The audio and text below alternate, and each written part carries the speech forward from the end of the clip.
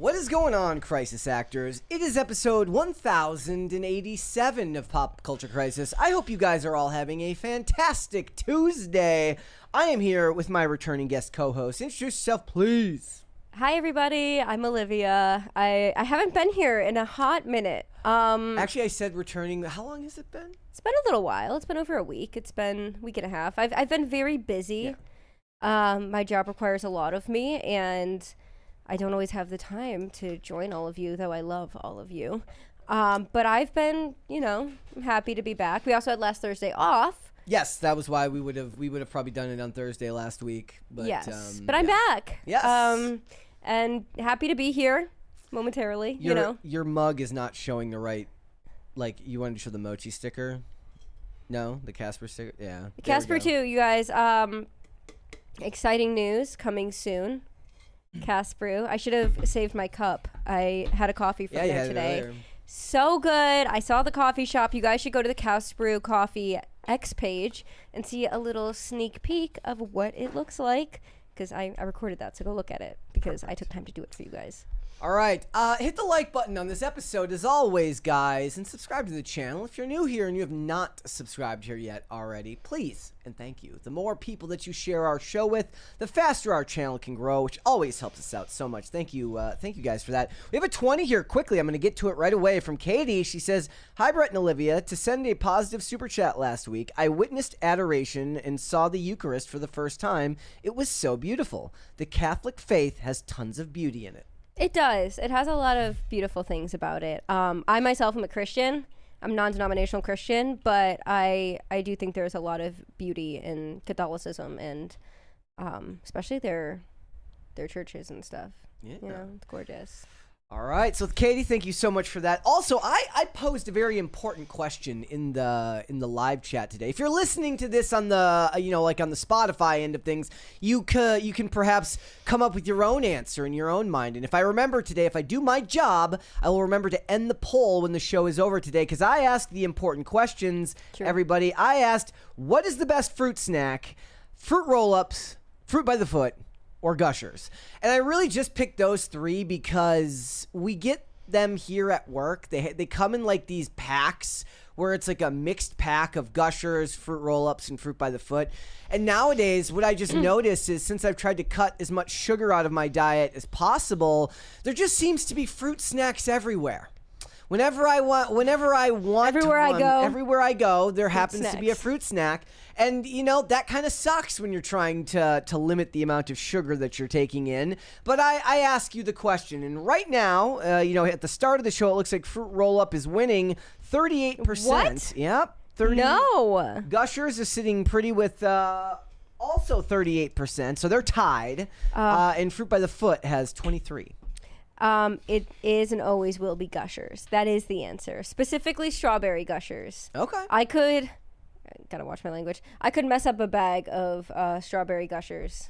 Like anytime, any day. I don't care if I feel sick or not. Yeah. Give me a bag of strawberry Gushers and I'm downing that thing. Okay. Like, fistful, know? Now I'm just sad and looking at them, and I can't eat them. And you choose not to. I can, but I choose not to. All right, guys, what are we getting into today? Don't forget to vote in the poll. I ask you guys, please. I implore you. What are we talking about today? We've got a bunch of stuff to get into. We are going to talk about James Gunn. We're going to talk about the fallout to Supergirl, which crashed about 77% in week 2, which is absolutely insane. And what this means is it looks like a lot of people believe that people within the structure of DC want to get rid of him, and we'll talk about it. I did a video over the holiday break about the multiple cuts of Supergirl that were released. It's actually a pretty informative video, so I would ask you guys to go and check that out after the show today, but it informs a bit of the discussion that we will have today, so stay tuned for that. We're also going to talk about the Odyssey, which of course is going to be huge in the run-up to the release of the film. The last trailer has come out. It is now sitting at 600,000 downvotes. I made another video about the dubious nature about how trustworthy downvote extensions are that calculate YouTube downvotes. But I've got some other information that I believe is even more damning in certain ways. But also, I think more importantly than anything, I still think this movie is going to make a ton of money at the box office. But what we will get into is the fact that the critics, they love this movie. I'm sure that comes as a shock to absolutely nobody here, but we will talk about it. And I also found some more feminism on the campaign, on the promotional trail from it. So we'll start with that. Then we'll get into the rest of the critics and what they had to say, all the nice things that they had to say. Perhaps you can decide for yourself whether you believe that's a reason you will go and see that movie or not. But we've got that. We've got a bunch of other stuff. If you're ready to go, we can go. Are you ready? Born ready. How born ready? Like, give me like a percentage. 100%. Always. All in. I am all in. Sorry. Let's go. Oh man. Okay, so one thing you're gonna learn when you podcast more. Yep. When you do that, just pull the mic away. Oh, I just felt like blowing everyone's eardrums out today. That was on purpose. I'm your husband, and I only have one. That was on purpose. I only have one ear that works, and you're blowing out my eardrums. So it was on purpose. Don't do it. It was on purpose. Don't do it. All right. On purpose. Let's go ahead and get started then. We got a bunch of stuff to talk about today. The Odyssey, it's coming out very, very soon. We are going to get into today a lot of the critical reception for this movie, which, I think pretty much to nobody's surprise is fantastic. The critics love this movie. But before we get into all of that, let's look at some more stuff that was said on the promotional tour for this movie, which has come out. And before we get into that, even perhaps, you know what? Actually, I'm going to save that part for it. We'll get into that after we listen to some of these clips that come out from people on the promotional trailer. So the first thing here comes from Odyssey star Samantha Morton, who talks about the vilification of women in history and how working with Christopher Nolan's script to bring Cersei to life on screen works. So let's listen to what she has to say here. In history, women have been vilified, whether you're a midwife, whether you're, a herbalist, whether you're... Is being a midwife something to be vilified for? I don't think so. Like, okay. Yeah, that's weird. Well, let's continue. I'm going to back that up. Sorry. Whether you're, a herbalist, whether you're a healer, whether you're just in tune with the... Are those like female specific things? Were herbalists and healers specifically women? I don't know. I have no idea. Maybe she's just talking general, like witchcrafty stuff. Okay. Like that tends to be more women skewed, but I don't know. Okay. Like, women have just been vilified throughout history, and I think that was my take on it. But also, Chris's interpretation of the original text and then kind of condensing it into this essential oil of Cersei was phenomenal. And I just worked from the text. So Cersei is she's an essential oil of different characteristics, apparently. It was all there for me. Okay, so that's what she had to say. She says that women were vilified throughout history for doing things like being a midwife, being an herbalist. It is fair to point out, clips like this taken out of context often take on a life of their own, but it's not doing them any favors. And we've got another one here from Lupita Nyong'o, who says that the most iconic character I've ever played is Helen of Troy, and she's known for her beauty. But there's more to it, so let's listen. The most iconic character I played is Helen of Troy, and she's known for her beauty. Yeah. But my big question is, who's the woman behind the beauty? Because when that's all you're known for, that must be burdensome. Yeah, that's kind of like that must be frustrating. So frustrating. I don't know if there's any women watching the show right now. I know Katie's watching the show, but to the ladies in the chat, is it burdensome to when people are like, oh, you're the face that launched 1,000 ships? Is that supposed to be burdensome to a woman? I suppose the idea is supposed to be that they can be more than just their beauty. But again, this stuff on the campaign trail doesn't really help them, at least with the internet criticism for all of this. The other thing that I find funniest about this is, who does everybody hate more than anybody on this cast? Well, they don't like Zendaya. I'm not seeing clips of Zendaya saying stuff like this. Now, to be fair, I could have missed it, but one of the things I've always championed is, as overexposed as Zendaya is, she seems to be very good at running the press tours and not saying stuff that ends up annoying a bunch of people. Maybe it's because she is married to Tom Holland, who they're both in this movie. frequently gives away the plot of Spider-Man. And so she just doesn't say anything. She's like, I'm just not going to. That's okay. So that part made me laugh, perhaps more than anything. And then, of course, I did have to share this with you guys. I finally feel represented by this in Hollywood with this picture of Elliot Page. Because that's me. I would absolutely make sure you qualify that statement. That's me. Elliot Page is super short compared to the rest of them. I don't need to clarify more. Ellen Page is a woman. It's not the relevant point here. They're pointing to how short they are. That's what everyone's going to take. Yeah, well, what can you do? The point is they're going out of their way now, and they're finding all sorts of stuff related to the press tour. Oh, there was also this one. This seems to be the all about how short.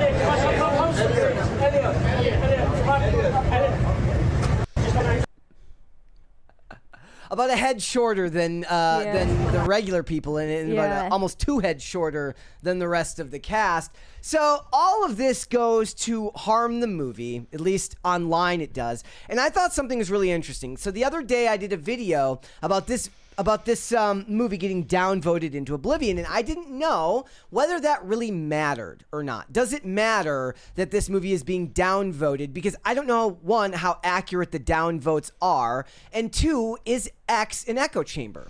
To an extent, yes, it is. Yes, absolutely. It's an echo chamber. But I think the more damning evidence is actually something that a lot of people missed, which is that the dislike counter may be called into question. The like counter isn't. And there is about a 300,000 like gap between trailer 1 and trailer 2. The first trailer for The Odyssey had 347 upvotes. The second trailer has only 69,000.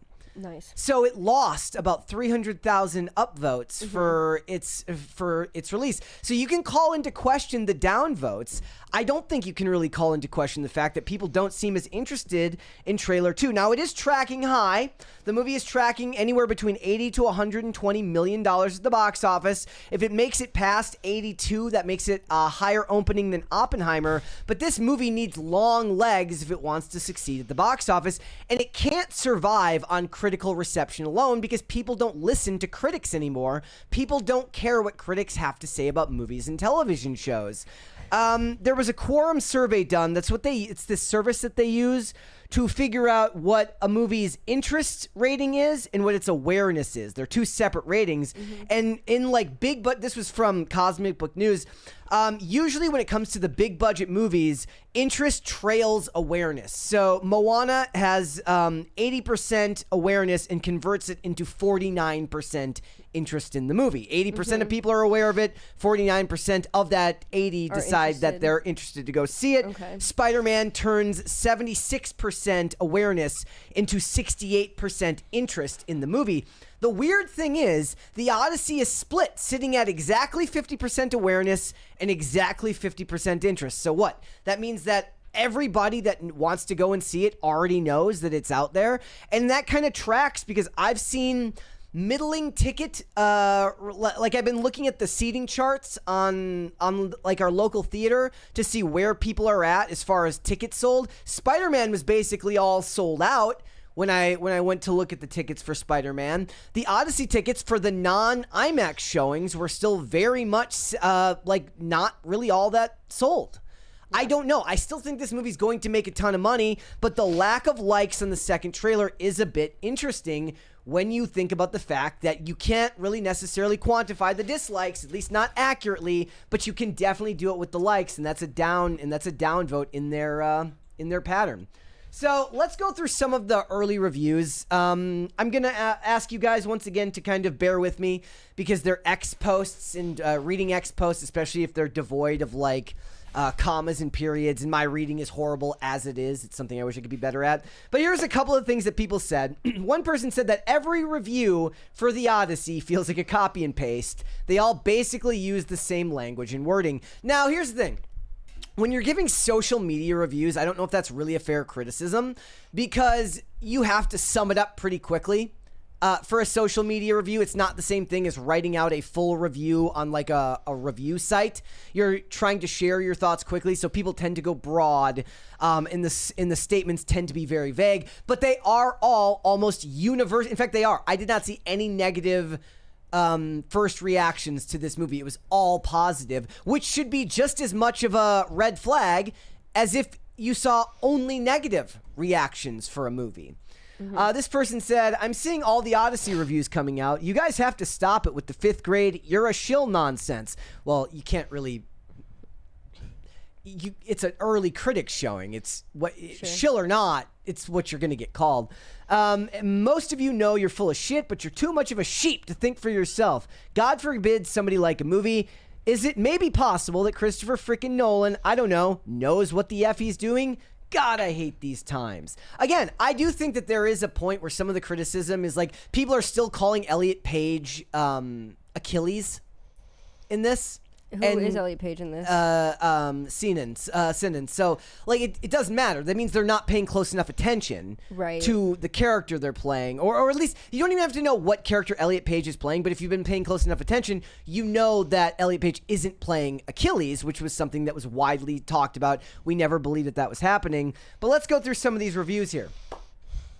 This is from Tom Page, who's a staff writer at CNN, who does cinema stuff. I'm not an influencer, just a humble interviewer. I'll say this about the Odyssey. It's an astonishing spectacle and a brilliant, subversive adaptation. The scale was given, but Nolan's psychological interrogation of events was what satisfied me most. A bracingly modern take. Well, so for the people who are already upset about this, they're not going to take too kindly to words like subversive, and they're definitely not going to take kindly to terms like modern take on what is supposed to be a mythical historic epic. And then somebody down here puts, I don't want a subversive adaptation. I want an accurate one. And then put the definition for subversive, which of course means intending to undermine, weaken, or overthrow an established system, authority, or a set of norms.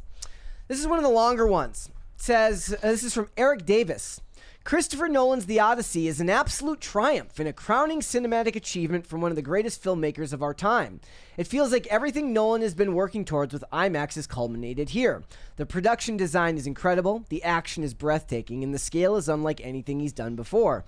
What really surprised me was how much he embraces horror. Some of the film's biggest moments are genuinely unsettling, adding a whole new dimension to his filmmaking while never losing sight of the humanity at the story's core. The cast is stacked, and somehow everyone still gets a chance to shine.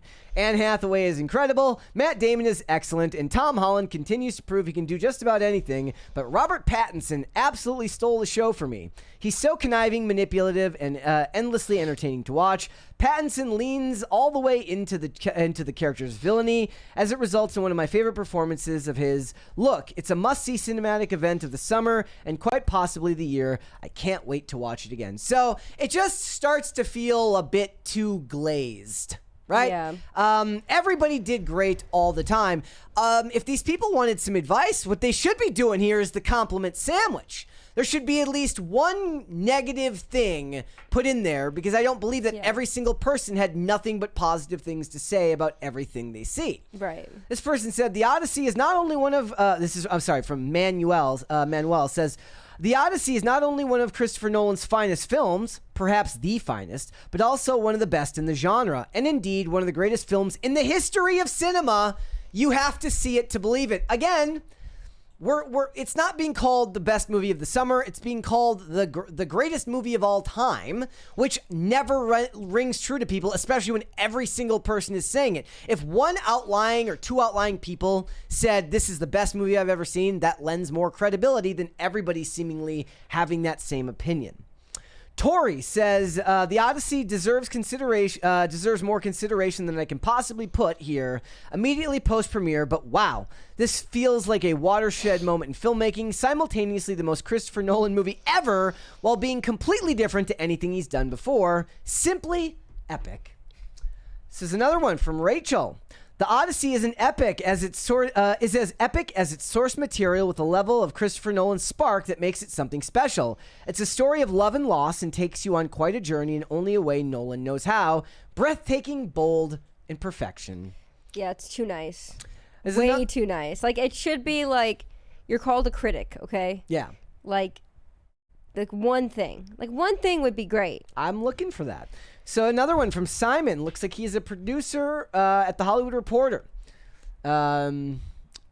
Yeah, bylines to The Hollywood Reporter. Excuse me. Christopher Nolan's The Odyssey is flawless filmmaking. Every inch as epic as you'd expect, leading a stellar cast. Matt Damon gives Odysseus everything in a career-best powerhouse performance. Robert Pattinson is outstanding as well. So you get the point here. Everybody is talking about how incredible this movie is. On every level. There's no critics seeing it like this one. Here's another one. You'd think this guy who says he hasn't loved a Christopher Nolan movie in 15 years, but he loves this one. He says, I haven't loved a Christopher Nolan movie in over 15 years, but I would be absolutely shocked if this movie didn't print money. People saying it will bomb are way off. Maybe I'm wrong. Look, we will have to wait and see. I still say that this movie is going to make a ton of money at the box office, but it needs to set its sights on fantastic audience scores because the audience score is what's going to sell long-term success at the box office. $120 million on the far end of the spectrum is good, right? Like that's a great opening for the movie.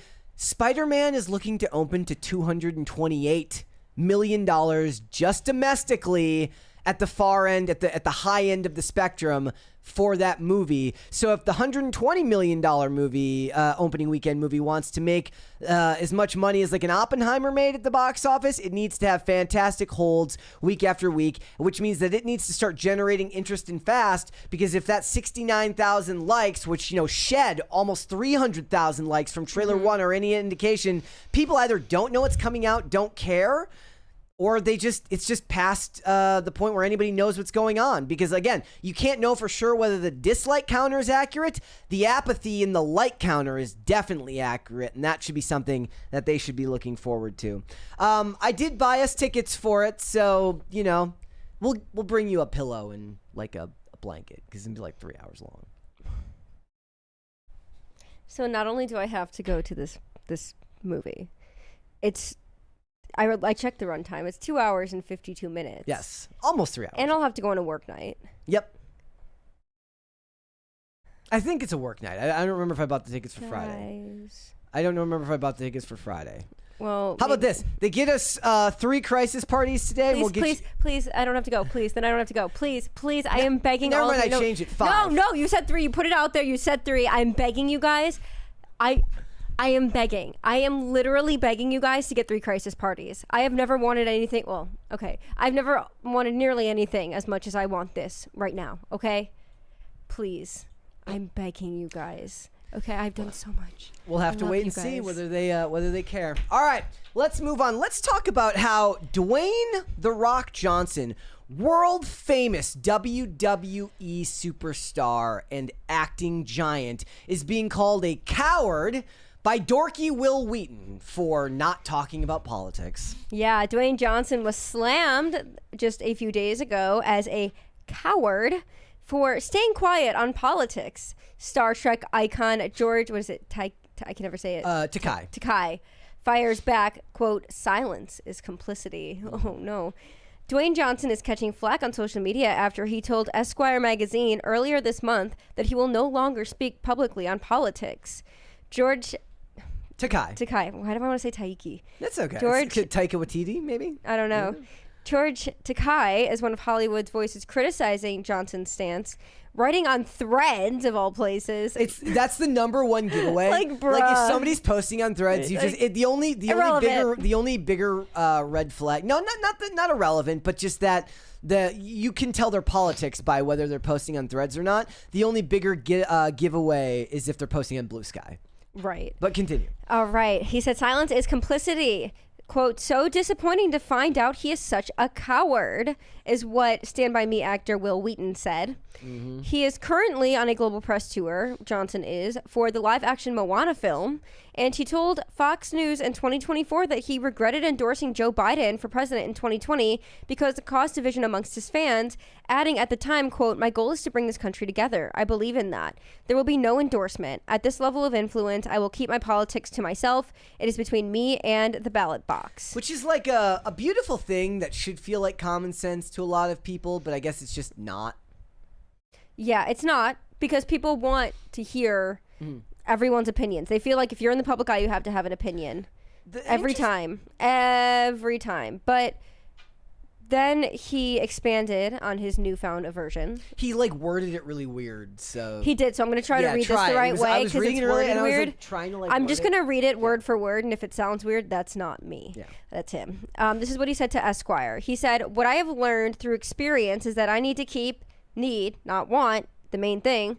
Oh, and that just popped up and cut me off halfway through that. That was really stupid. Need, not want, the main thing. And the main thing for me, the thing that in the morning I swing my legs out of bed and I run towards, is creating. It's art. It's storytelling. I've learned I'm going to keep my politics to myself. There are moments when, hey, there's nothing we can't talk about. If I'm wrong, I'll tell you I'm wrong. Or if I feel like I got a leg up and this is the right way to go, I'll share it with you. Politics is omnipresent and it's forever. I don't like it. I hate it at times. I hate the slinging. I hate all the BS that comes with it. And Jennifer Lawrence is someone else that faced a very similar scrutiny. Because she used to be very outspoken about politics. Right. And she said that, she was very outspoken about Trump during his first admin.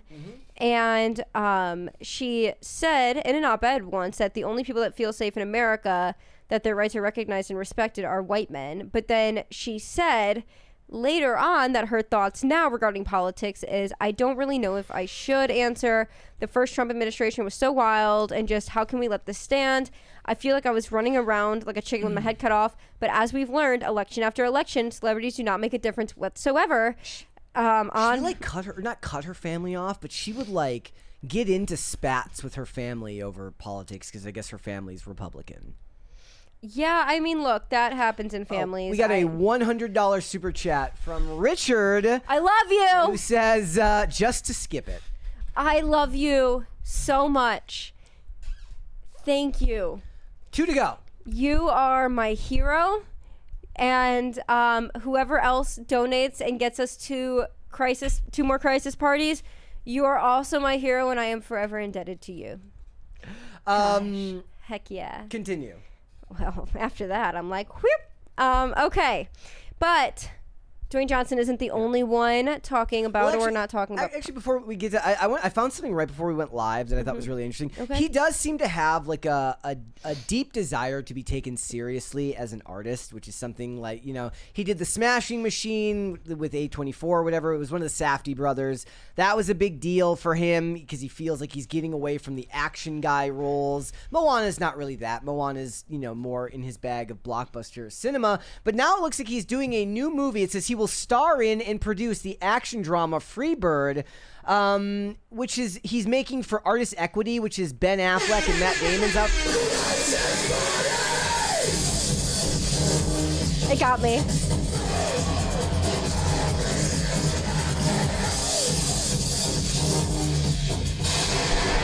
Yeah, it's been a minute, so it scared me. Yes. Woo. It does seem like The Rock is going more for the Oscar bait again. It's this movie starring Dwayne The Rock Johnson as a Las Vegas motorcycle stuntman who conceals his dementia diagnosis from everyone, including his mechanic brother, as he risks everything for one last jump. So, it does feel like he wants to focus on the art, and when you want to focus on the art, you can do that. The weird thing is, his reputation would have been more like, he would be more benefited for speaking out about politics while making movies like this, as opposed to making the big budget blockbuster action movies. When you're making the big budget blockbuster action movies, people expect you to keep your mouth shut on politics because they're like, look, you're trying to reach the widest audience possible. You should try and keep that. But when you're making the small budget movies or like the medium budget movies or the art house movies, you benefit from being an unrepentant political dork who has to talk about it 24/7 because they love it. The same way I talk about why actors don't want to be actors. They want to be female pop stars who are incentivized and benefit from being annoying about politics. Because the audience, the pop crave audience, the pop bass audience, the people who say stuff like Mother and Queen and Slay, they love it when you talk about politics. But The Rock is now moving into a realm where it probably would be more acceptable for him to do so. But as he transitions into that, he's moving away from talking about it, which is a good thing. But continue. Okay, yeah. So he's not the only one facing backlash right now for saying to stay out of politics. It's a bad idea. Ricky Gervais has once again come under fire, but it's this time from Rainn Wilson, who's from The Office. He plays Dwight Schrute in The Office, which is one of my favorite shows. I haven't watched it in a very long time because somebody doesn't like sitcoms, but I love The Office. It doesn't really have a laugh track, right? It's like a mockumentary. Yeah. I still think we should revitalize Cast Castle a la The Office style. It's wonderful. Can't recommend that show enough. So, actor Rainn Wilson, who played Dwight Schrute, said F you to Ricky Gervais for telling other actors to shut the F up about politics. We'll just play the clip for them, then they can, sure. That way they can see it. One of the things that pisses me off to no end is Ricky Gervais saying, just take your actor award. No one wants to hear what you have to say. It's like, fuck you. Yeah. Bullshit. Guess what? Everyone gets to say what they want to say about anything. Yeah. Gaza, climate change, politics, you get to say it. If you're a truck driver, you get to say it. Yeah. If you're a school teacher and you're winning an award, living in this country. And we have free speech, and if people don't want to hear it, they don't have to give you an award. Okay, no, I'm sorry, but like he didn't say you cannot say anything, you are not allowed. He said no one cares. And nobody wants to hear it. And nobody does want to hear it. Yeah. Like he's taking it and making it sound like he's saying you should shut up because you need to shut up. Absolutely not. He's saying shut up about politics because no one cares, which is objectively true. Yep. That's what Jennifer Lawrence said. No one cares what people say. That's true. How many people do we have twerking on stage with Kamala Harris that should have won over so many more voters if they have those big fan bases, and that didn't happen? What happened was Trump won because people are over the Kamalas and all the BS that comes with it. People are over the twerking on stage. And it's one of those things where to be like, oh, I'm a celebrity, I have all this influence. Those days are gone. That level of some kind of decorum is gone because you don't show decorum when you're going to these events. And so I don't care what celebrities think. They don't influence what I think. I don't let them influence what I think. I understand there's people out there, but I think there's more people that wouldn't than there are people that would. You know what I mean? Sorry. It really gets me when people like Rainn Wilson, who think they're all high mighty, you can say what you want. I don't have to listen. That's exactly what Ricky Gervais just said. It's also an outdated concept because we're long past the days of people liking to see like rich celebrities and some not rich celebrities go to these opulent events and basically give each other pats on the back. Yeah. It's like, oh, yeah, you are such a virtue signal. I'm so proud of you, man. Yeah, you're against what's going on with Gaza. Man, good for you, because that's really going to change the course of this country. At the end of the day, your vote matters just as much as Rainn Wilson's. I almost said Ricky Gervais, but obviously that's not true. Just as much as Dwayne Johnson's. It doesn't matter. They can have influence if they want to try, but it's become this chamber of so many voices yelling that you just have to make your own decision. And let's be real about what George Takei said and what Will Wheaton said. So what George Takei said, to reiterate, was silence is complicity. And what Will Wheaton said was that it was so disappointing to find out he's a coward. The thing is, though, is that what they're not admitting to you is that there's actually, it's all wrong answers. There's only one right answer. The one right answer isn't to have an opinion on politics. The one right answer is to have an opinion on politics and have it be the same opinion as them. So they don't actually mean what they're saying. It's not that he's a coward. It's that he might have an opinion that's different than theirs. And that's perhaps the saddest part out of all of it, is that they're not willing to be honest about the fact that they don't want to have a debate. They want you to fall in line and they want you to believe exactly what they believe. And, I'm not a star, I'm not a Wesley fan. I'm not a Star Trek fan, but I can say it. Shut up, Wesley. Yeah, shut up. All right. Let's move on. It's time to talk about whether the Gen Zers want to work or not. Yeah, Caroline Levitt has called out Gen Zers, saying they are lazy, and then doubled down on that when she was called out. She defended her comments in a post after she said that there is a full-blown communist revolution, and it's the biggest threat to America in 250 years. She said, I see a lot of bad faith actors taking my comments from this interview out of context, so here's the full interview, and let me expound.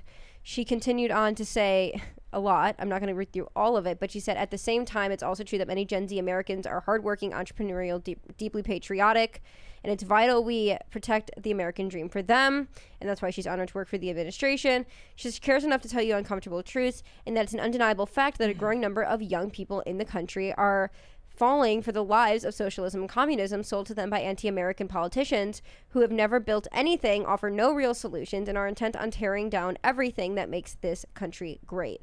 She's not wrong. It is, yes, liberal indoctrination. It's laziness. It's a lot of things. But there's another article that goes more in depth on this. And if you guys watched IRL about a week ago when I was on there, you will know what we are talking about. But this article is titled, Why Gen Z Hates Work. When you can spend hours each day watching influencers get rich without much effort, you forget what it takes to succeed in this world. I mean, I think that's a lack of it. That's a certain amount of ignorance as to like the amount of work. No, it's absolutely true. No, it's the amount of ignorance of knowing like what it takes to actually do those jobs. Try being an influencer for a day. Try it. I mean, they shouldn't complain about it, but they're basically entrepreneurs. They're self-employed. They are, but a lot of them had videos go viral and they fell into it. They didn't try to go viral. They just did. That happens all the time on TikTok. More often than not these days, I don't think people are posting stuff on social media for the point of just posting it. I think they want to go viral. Well, they were like, oh, man, but like no one actually thinks that's going to happen because plenty of times you think it is and then it doesn't, right? And so you're like, oh, this might go viral, this might go viral. There was a TikTok, I don't have a TikTok account anymore, but I did have a TikTok account at one point in 2020. And I had 35,000 followers or something like that because I had one video get 5 million views. And their translation of views, like for some reason, people just tend to be a bit more ready to follow you when they watch you. But I think it's interesting to look at this case study that they do here in the Free Press. So Daniel Hain, he's 23 years old. He's in LA, graduated in 2023, was starting to look for his first job. He said, I had 5 or 6 interviews with each company.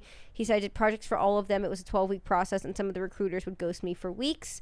In the end, none of the companies came through. The night before his final interview for one position, he said he was told that they were postponing the role for at least 6 months because of the economy.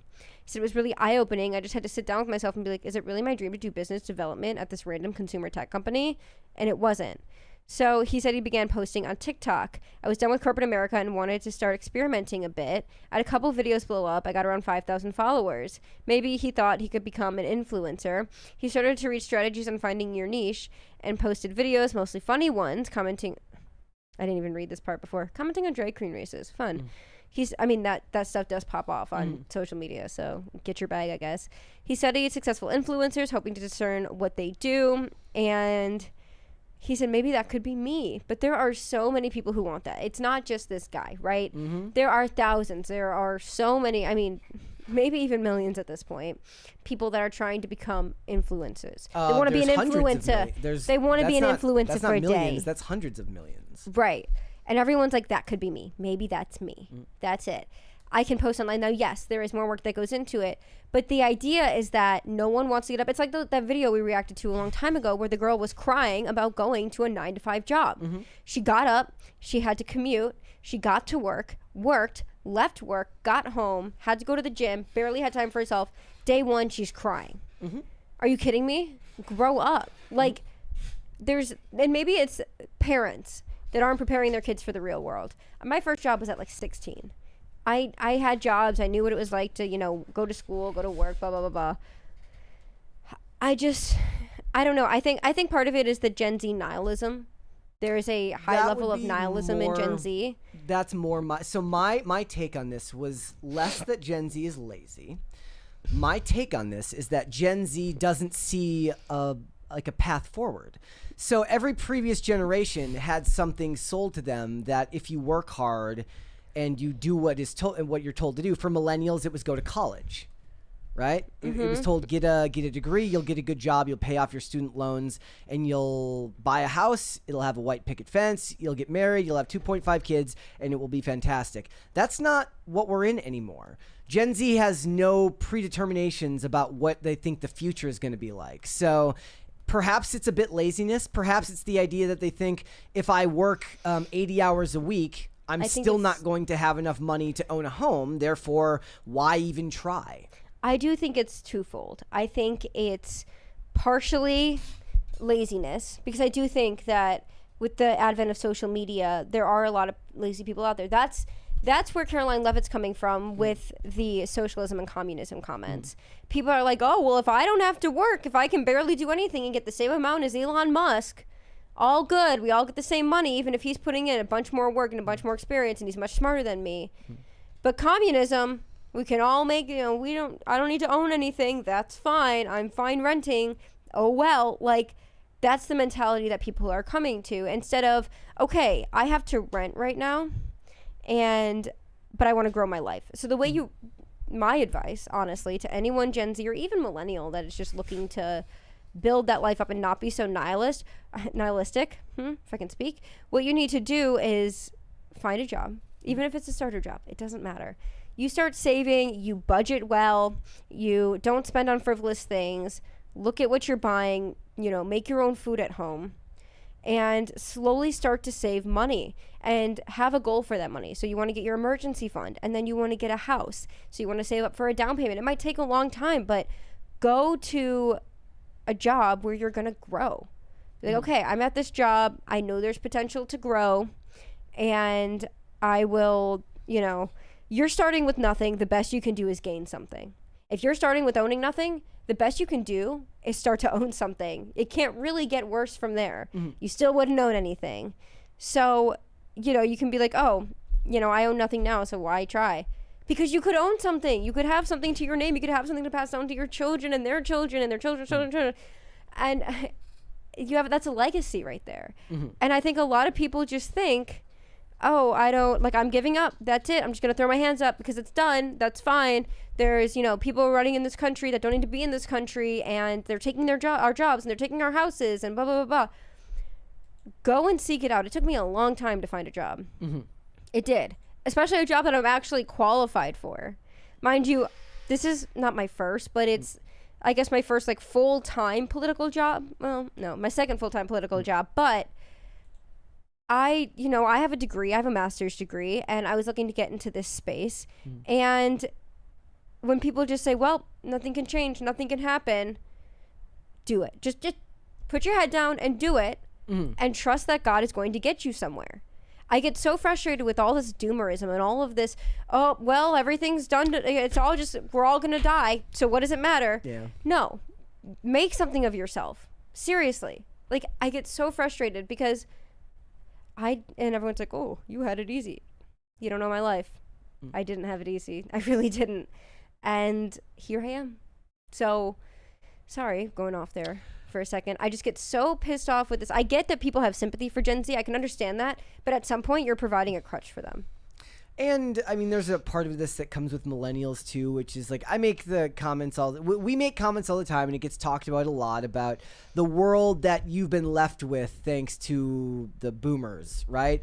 And as accurate as some of that might be, my thought on it has always been okay, so we've successfully identified a problem. What now? It's still going to end up being your own responsibility to figure out the problems yourself.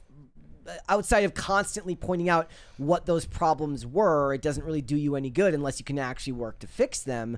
But that's not something that most people are, at least not where they're having these discussions online, where it's mostly about having some type of theoretical debate about what the problems are and how you fix them. Really, for men, the point should be that you get up every day, you go to work, you take care of yourself, you take care of your family, and you do everything in your power to, spend each day taking care of your responsibilities and kind of owning them. And that's something to work towards. Everything else just feels like you're just kind of acquiescing to the doomerism of the world, and you don't get anywhere by doing that. But I understand where the apathy comes from, but it's still your responsibility to fix your problems. Yeah. We have a 20 here from Pop Culture Junkie who said, this quote has been attributed to Winston Churchill, but it actually came from Margaret Thatcher. Quote, the problem with socialism is that you eventually run out of other people's money. Yep. As you know, you you can take every billionaire's money in this country and tax it to the level of 100%, and you'd be able to run the government for 2 seconds because our government doesn't actually tax and spend. They just print the money anyways. So it's getting spent at a ridiculous rate all the time. I do think that messaging-wise, this doesn't necessarily help the Republicans, but I don't know what it would be that would help them. I know that I've said for a long time on IRL and other such places that one of the issues is that I think a lot of them believe that a freer market will end up motivating Gen Z, and I don't think that that's what's going to happen. I think it's just the financial crisis we're seeing young people in just pushes young people closer to a desire for more government control to try and fix their problems. I guess, but look, the Republican Party has somehow become synonymous with personal responsibility and accountability, and so yeah, you're going to take accountability for what you're doing, and when times are tough, but you got to figure it out. That's why they'll never win the women vote. Because what? Why? Because women can't be accountable? No, because women want to have the ability to. They have suicidal empathy, and they need to help people that they feel are down on their luck. Most women do, correct. Yes. Most women do, absolutely. That they constantly have to help people that are down on their luck when we shouldn't necessarily. But we don't need to, ladies. Encouraging constant, endless. I saw a tweet earlier that talked about like they want to pass this bill that puts an end to any amount of public funds for non-citizens. No SNAP, no this, no that. And I said, that should already be a thing, right? That should already be a thing, but all of the comments were very much to the contrary, and most of them were coming from women. Yeah, well, women need to suck it up. Look, I am very, it's just this feminism ideal of, we can help everybody with our feelings and emotions. What if we didn't? Well, the money runs out. Yeah. The thing is it's a ledger sheet, and eventually the money runs out. You can't do that. Sorry, guys, I have a headache. Yeah. The air pressure outside also gives me a headache. So sorry about that. Look, most women just want, and they don't work for it necessarily. They work for their bare minimum, and that's about it. That is. Hold on, stay with me here. That is what a lot of women do. Because they expect to get married, even if they're like, I hate men. They're like, but if I find a husband that can just provide for me. Well, we'll get to that. You need to be willing to work. Topic today. You need to be willing to work. In this economy, that's what you do. Okay, that's what you do, and it is what it is. That was what you did in past economies. The idea that we live in an age now where people think that there's a lot of single income households. It's just not. It doesn't conform with reality. You go look up I don't know how many times I go look up any celebrity that I'm doing research on. It's their dad worked for the plant and their mom was a bookkeeper. They were both working even in the 60s and the 70s. Sure, but it's a little bit different now. Yeah. I guess the thing for me is that I would encourage people, Gen Z specifically, to look, it's tough out there. You can get down on your luck sometimes, and that's okay. But you don't have to be this virtue signaling, I'm so selfless, I can help everybody. Let's help all the homeless people. Let's help all the whatever people. Sometimes you got to be a little bit selfish, and sometimes you have to think about yourself. No, because they're the ones that will go up. There are these videos. I don't know if you've seen this, but there's this girl who goes up to this lady in the street and checks on her, and the lady starts grabbing at her face. This lady's mentally ill as fuck. She's grabbing her face. She's trying to push on her face and give her hugs, and she's like, oh, is this what you wanted? And there's one video, and I've seen it a couple times, and if I find it again, I'll have to show it to you. And she's like, I'm just making sure that you're okay. I'm just making sure you're all right, because you looked like you were, overdosing. And she's like, I'm not. And she's clearly mentally ill, grabbing this woman's face. And it's the idea that you can help everybody is just, you can't. You can't until you realize that you need to focus on you and your own, and the rest will figure itself out. That has to do with the falling birth rates. The other world is not. The rest of the world is not really your responsibility. That has to do with the falling birth rates, whereas women have had their intuition sublimated into other people now because they're not having families. And True. Kids. So, all right, what would you like to see? The cringe or the cute? Let's get the cringe over with. I'm sorry. Is it guys. that bad? Look, I just grabbed the first one, and I'm really sorry. Here we go. I'm really sorry, you guys. No. You know better. Bad. You know better. Must do it a lot if he's wearing he's got knee pads on, or maybe he carpets rooms for a living. No peeing in the house. No peeing in the house. Yeah. I'm so sorry. The way he sprayed him. Yeah. That was something. Okay, then. You're welcome. Let's move on. Let's do. I was looking to see if he had. Chat's like, why? I was looking to see if he had like a business link in his Instagram, because he is one of the. I was going to call him one of the Gen Z influencers that can make some money, but he's a millennial. I think. I'm so sorry, you guys. The chat's just like WTF. I'm sorry, you guys. That's okay. We've got cute of the day. This one is from Sisu. Says Mogwai. Oh, hello.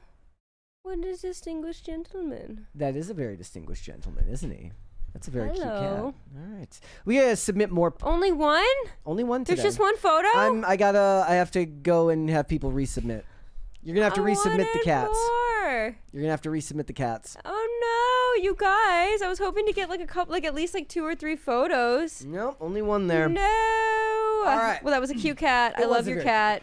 Tell your cat I said hello and give him a little kiss on the head for me. Thank you. All right, let's move on, ladies and gentlemen. So we are a couple weeks out from the disaster that was Supergirl. In its second weekend at the box office, it collapsed to 4th place, a 77% drop in week 2. It made just $8.6 million at the box office, which was below the studio's estimates, which were $9.6 million. And the crazy thing about that is that the studios usually guess low because they want it to always be like, oh, we only thought it was going to make this much. And then when it makes more, they can pretend like their movie was overperforming and they had no idea. No, that's not usually what happens. So bad estimate on their part, and it still underperformed. It lost to Young Washington, which made like $20 million, which is made by a studio that's been in like had tons of controversy in the last couple of months because of everything between Angel Studios and Animal Farm, which might tell you that the online discourse is very, very much a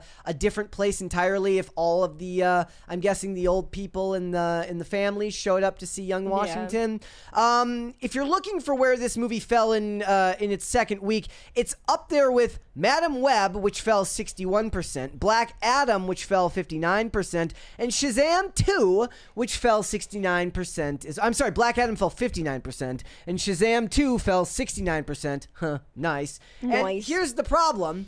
A lot of people are saying, look, this isn't superhero fatigue because Spider-Man Brand New Day comes out at the end of July and it's tracking to earn $228 million just domestically in its opening weekend at the box office. The low-end estimates for this movie, for Spider-Man, are still in the twos, $212 million. And I did a story, excuse me, the other day talking about the competing cuts of this movie between one from director Craig Gillespie, one from DC Studios. The studio ended up using their cut of the movie, and now it proves that there were leaks from insiders during the editing process that are putting the blame for all of this controversy on James Gunn, because the studio cut of the movie cut out like 11 minutes of the villain's arc, of Krem's arc, and one of the biggest complaints people had of the movie was the villain felt about as paint by numbers and bland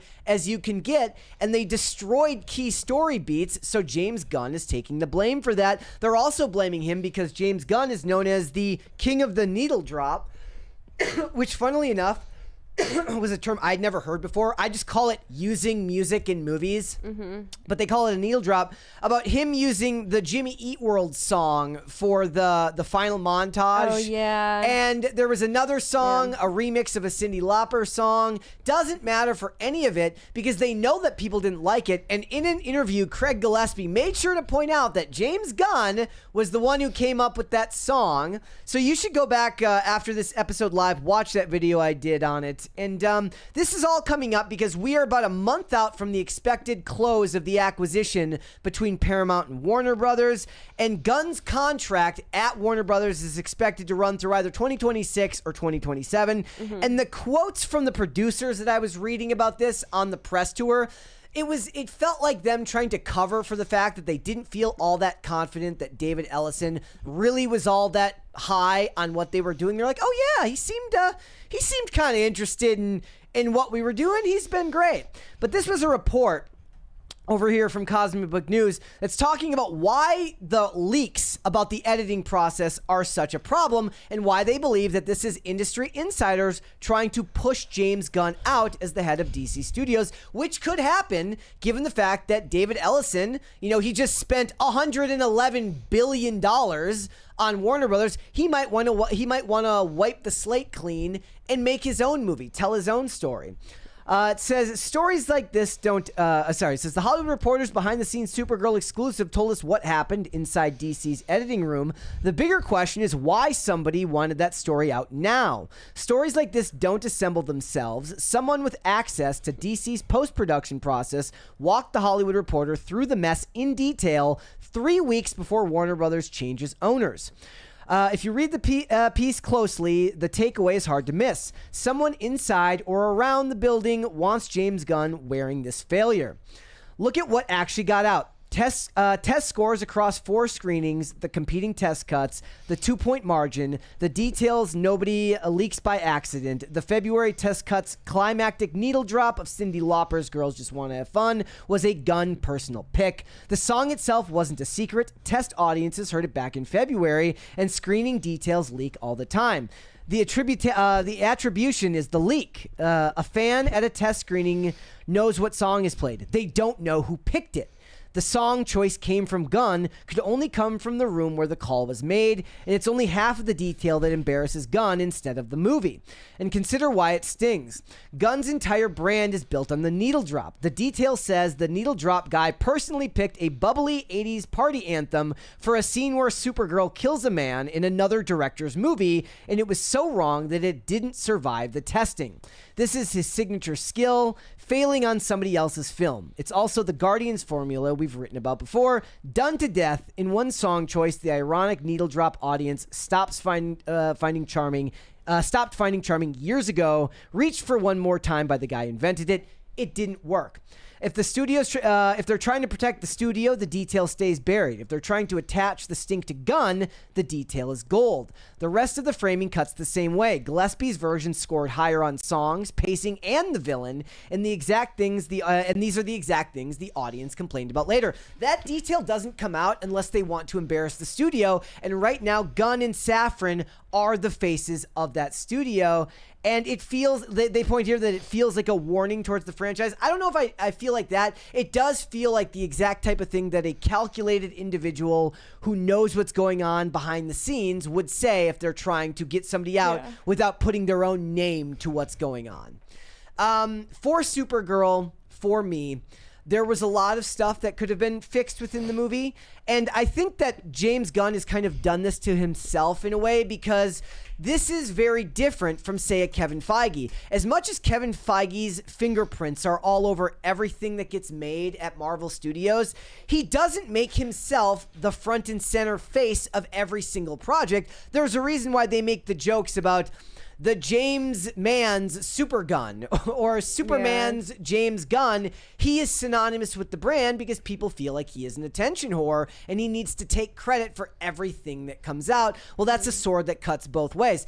When it works and people like the movie, you get all the credit in the world. When things go wrong and you have a movie that made and a movie made $37 million in its opening weekend when it should have made far, far more than that, well, you're going to get the corresponding level of blame, even if it wasn't your movie that was being directed. Yeah, we have a 20 here from Cicero JPN. Gothic Therapy noted that the awkward placement of the song Girls Just Want to Have Fun in the movie, given part of the storyline was females being put into Put into what? I'm going to say forced marriage because I don't want to read that on. Yes. I don't want to be quoted with that. That was forced marriage. That was what was happening in the movie. By an alien being, no situational awareness. I mean, yeah, it was kind of a weird song to even put in that movie. Yep. Unless they put it at the very beginning at the party montage where that might have made more sense. That would have made a lot more sense to just but even put then, that. But like before everything happened, just her going and partying, getting drunk. That makes sense to me. Feels like if they did that, she'd thrown something at the jukebox and be like, girls don't want to have fun, okay? True. But I think that would have been a lot better. Girls just want to get drunk. Girls just don't need them, okay? Well, no, it's her. It's Kara. I know, but it's like God, it just hurts my brain.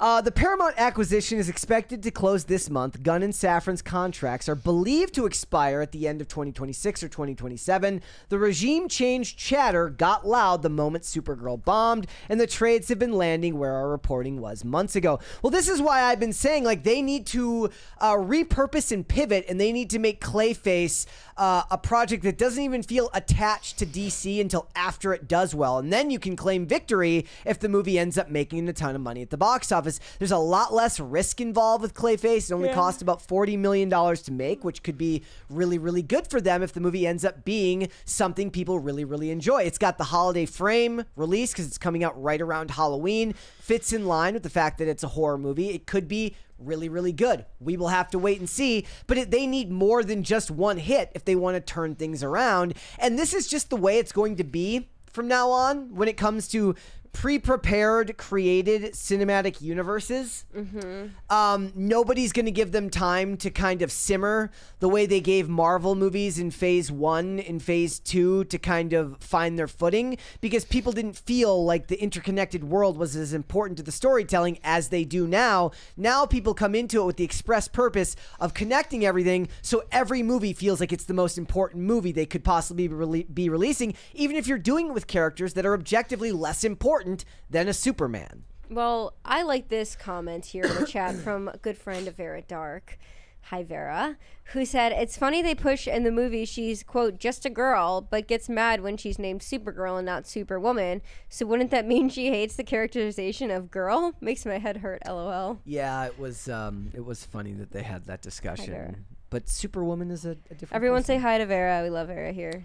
This goes on now in the articles. This is part of an ownership change nobody announces. People inside the building start positioning for the new bosses. Old alliances get weaker. New leaks start landing. The knives come out through the trades. A meticulous post-mortem sourced from the inside of this process, and an unflattering one to the man in charge, showing up 3 weeks before the new owners take the keys, is not random timing. I agree with that, and I think that if I was David Zaslav, if I was David Ellison, my gosh, they're all Davids, he should be thinking real hard about what they're doing going forward. Because, look, Creature Commandos can be highly rated. Maybe Lanterns gets as highly rated as, say, Peacemaker Season 1. Peacemaker Season 2 didn't have high ratings on Rotten Tomatoes. And you can't make a living on the streaming services. You have to release movies in theaters that people actually want to go and see. And James Gunn's going to need to prove himself. Now, they've got their, they announced a Mr. Terrific show coming out, I guess. But again, show, not movie. We'll have to wait and see where things are going forward. It's going to be interesting, but I think that this, like the fact that the movie fell as far as it did in its second week, 4th place in week 2, lost out to a movie about George Washington and a Minions movie, and the Minions movie underperformed compared to other past movies in the franchise. So it's not looking good, but we will have to wait and see going forward. Either way, it's going to be very interesting to see what happens once Paramount officially takes ownership of the brand. Yes. All right. Speaking of young Washington, that kind of invokes themes of patriotism. Let's talk about patriotism. Yes, Bruce Springsteen has declared that he is so patriotic, and that's why he's trashing Trump. He said, I believe in critical patriotism. Now, look, first and foremost, you can be patriotic and not like your president, so I'm not going to fault him there. This isn't about this one thing. It's about everything, the culmination of things. He has declared himself a patriot for trashing President Donald Trump. I believe in critical patriotism. He is saying. Sorry, I was about to read the Dancing in the Dark. I hate when they do that. But and they list all the songs. Like, I like it when they find obscure songs. That's better. Like the deep cuts. I believe in critical patriotism, he said in PBS NewsHour in a recent interview.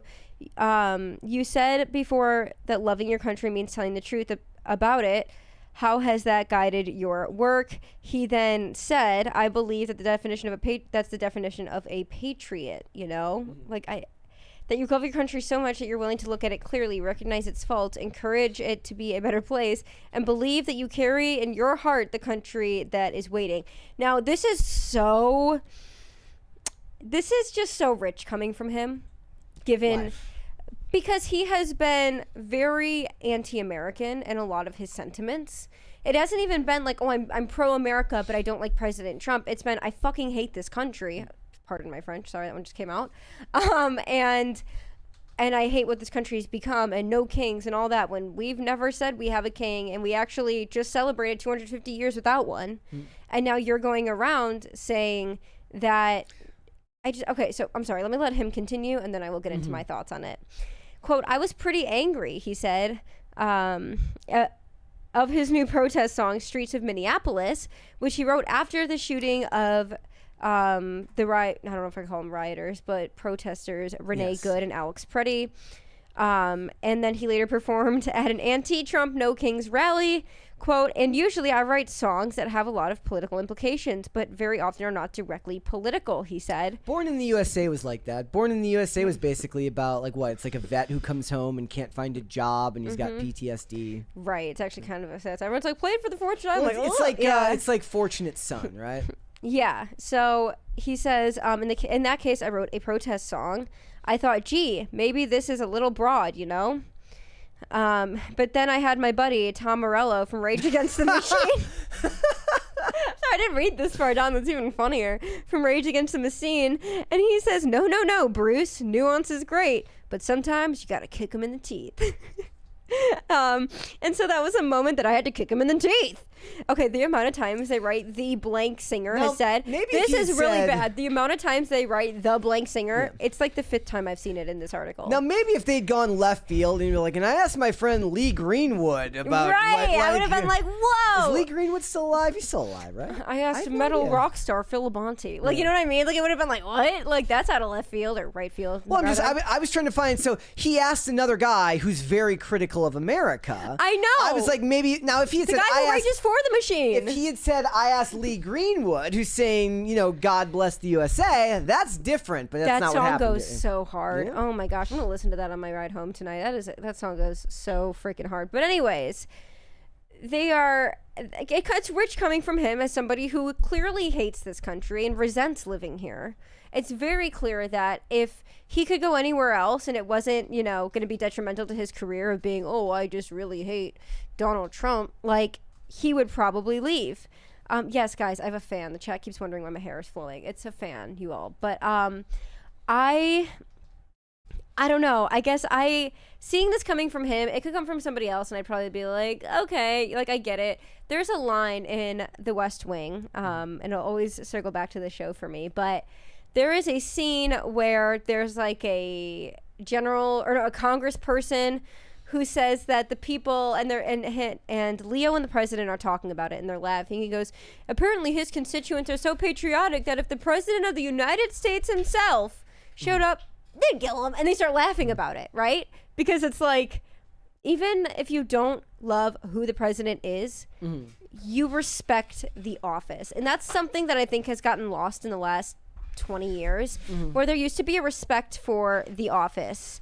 And there's, for example, JFK. I like to I like to watch a lot of documentaries, and one of the things I like to watch about is, weirdly enough, assassinations. I don't know how else to put that out there, but I do.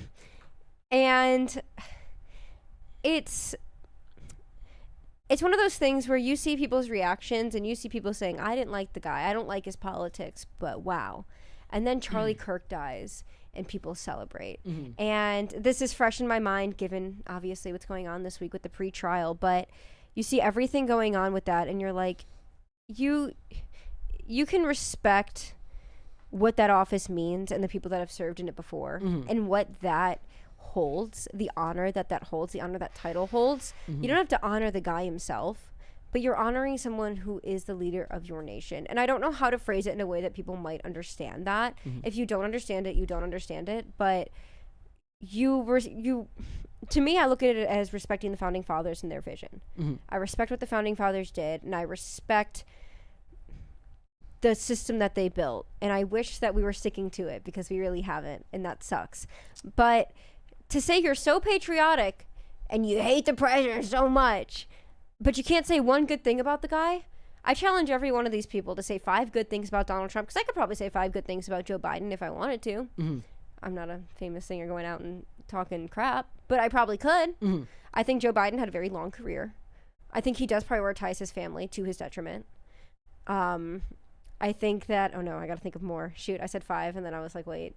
I have to think about, because I didn't like his policies. Back in the day, he was charismatic, for sure. Mm-hmm. Like when he was younger, he was definitely very charismatic. I don't think a lot of what happened with him was his fault. It felt more like elder abuse than anything. Mm-hmm. So I don't want to go based on just his presidency. But, you know, I think he was a dude thrown in a really tough situation, given his health and all that, that I, you know, wouldn't expect my freaking, all my grandparents have passed, but if I threw my grandpa with like Alzheimer, whatever, like, you know what I mean? I don't think that Bruce Springsteen hates America. I think he's Really? a political partisan who enjoys one specific vision for America and detests all others. So first of all, his working class vision of America no longer lines up with the Democrat Party anymore. It's the party of big donor money now. So his songs don't even necessarily ring true with what the average everyday person actually thinks about the Democrat Party. Mm-hmm. And 2, the only time he does criticize the Democratic Party, but he does so when he says they're not opposing Trump in the right way. So he's just a political partisan who thinks that Democrats have the sole vision for what America could be. But I don't think that means that he hates America and he wants it to burn. I think he thinks, does. I think he wants it to burn and build up a leftist hellhole. Or he's going to basically burn what it essentially is. He's going to take every little bit of the system he can destroy. He'll destroy it. I think he's out of touch. I don't know. I actually think he's probably way worse than that. And I'm not somebody that sees the worst in people all the time, but I do see. I think he's out of touch and he hates Trump. I think he. I don't know. What did he say about Graham Plattner? Has he said anything about Graham Plattner? Yeah. Has he said anything about That's the real Nazi question. Scum? Did he criticize Graham Plattner yet? Like everybody else who's finally coming out of the woodwork to talk about it. On its face, I don't hate the idea of what he's talking about. Here's the thing: you should be critical of your government. You should be critical of those in charge, whether it's Democrats or Republicans. Now, you can know just based on your personal values and the type of policies that you want to see enacted, which party is most likely to deliver for you. I mean, we have a Congress that can't get shit done anyways, so I would argue that neither party seems to really get anything done for the average everyday person. But, you know, if what you care about is tax cuts, then you're probably going to vote Republican. If you're somebody who believes in entitlements and welfare programs, you're going to vote Democrat. But you should be critical of all politicians all the time, because if you're not, you know, they prey on your trust and your naivete when you fall in line and start just blatantly supporting whatever they do. And that's a problem as well. The difference is, I think what he is masquerading as patriotism is just political partisanship rebranded as something that's accessible only to boomers who can afford the tickets for his gazillion-dollar tickets for his shows. I did like the song City of Ruins though. So what can I say? I have no idea. It's what I said before. I just think that, you know, being also... Maybe you can follow me on this line, that loving your country is not synonymous with loving your government. Yeah, no, I agree with that. But again, I think that's where people fall short, and they turn hating your president or whoever into hating your country. They do. They absolutely do. Wasn't watching again.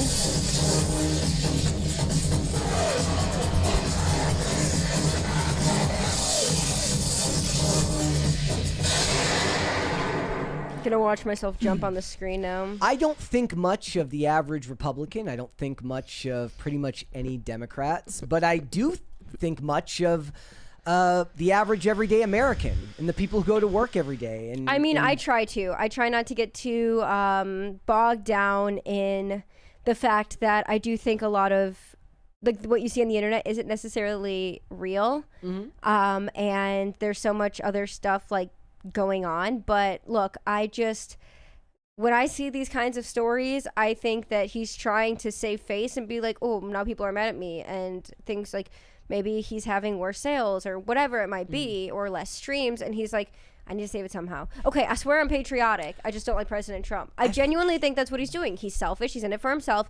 I think you're giving him way too much credit. I think way too much credit. He's worth millions upon millions. My dad even knows how awful this guy is. I'm not saying I'm not saying he's not awful. I'm saying that there's a difference between burning it all down to create a communist regime and burning it all down because you're out of touch and you don't know what's going on, and you haven't realized that your party no longer represents the values that matter to you when you made songs about Vietnam vets. Look, the way I see it is that he has gotten to the point, and I think people in the chat are right. Leftists do genuinely hate America, and he is a leftist. He's not just a liberal, he's a leftist. He absolutely is. He's participating in all these riots and all this virtue signaling, and he's a leftist. It's funny, I talked to my dad today, and he's like, what are you guys going to talk about today? I was like, off the top of my head, Bruce Springsteen. He was like, yeah, that guy's kind of like a loser, like always like a leftist, whatever. I don't know if he said like loser. Mm-hmm. Maybe he did. I don't know, Dad. Sorry. But he was talking about how much he actually realizes that, which is crazy because my dad is not someone. My dad will literally be like, what's going on in pop culture? I have no idea, because he's that uninvolved. Mm-hmm. And so for my dad to even know that is kind of crazy. Mm-hmm. So that's how you know it's bad, when people that are, it's like when your dad hears about a story and we're like, oh, or he sees a movie, we're like, okay, well, that means it's kind of a big story. And that's kind of the gauge I use. And I don't have a lot of respect for Bruce Springsteen. I think that he would be happy if any of us were to fall over tomorrow at the hands of political violence. I think he would be like, that's what you get. What did he say about Charlie Kirk? Did he have anything to say about Charlie Kirk? I don't know. I actually talked about, with my friend, I saw a college friend today, and we talked about some of the responses to Charlie Kirk. We hadn't seen each other. I wonder if he said anything. That would be interesting to know. All right. Well, you know what? Bruce Springsteen being what it is, I think he's a boomer and he's out of touch. So, all right. Let's move on. This is worse than all of that, too, by the way. This might be the story that will end up...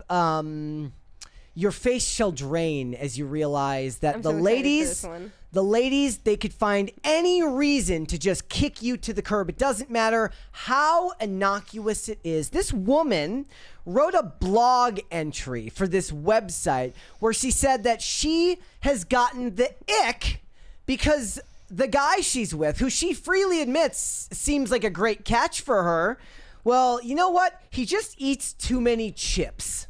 Thoughts? I need more information. Well, I'll read you her post. This is what she said. This is from a website called Mumsnet. Mumsnet. Yeah. It's Mumsnet, isn't it, on a Tuesday? Well, her account name is Spicy Senorita, so I don't know if she's British. I'm sorry. I just had to do it. I had to give the it's Mom's Net in on Tuesday. Okay, go ahead. Sorry, I'll shut up. This is what she says. I'm in a relatively new relationship, 7 months, after over 2 years of being single with some dating disasters along the way. Everything seems great on paper. He's kind, has a good job that pays well, not bad looking. What is it? Womp womp for real. What the heck? Like, not bad looking, treats me well, and never allows me to pay for anything. For context, I am 28, female. He is 32, male. We both live separately at present. I would like to settle down soon. I'm unsure if I am self-sabotaging, but some of his eating and snacking habits disgust me to the point where I have developed the ick.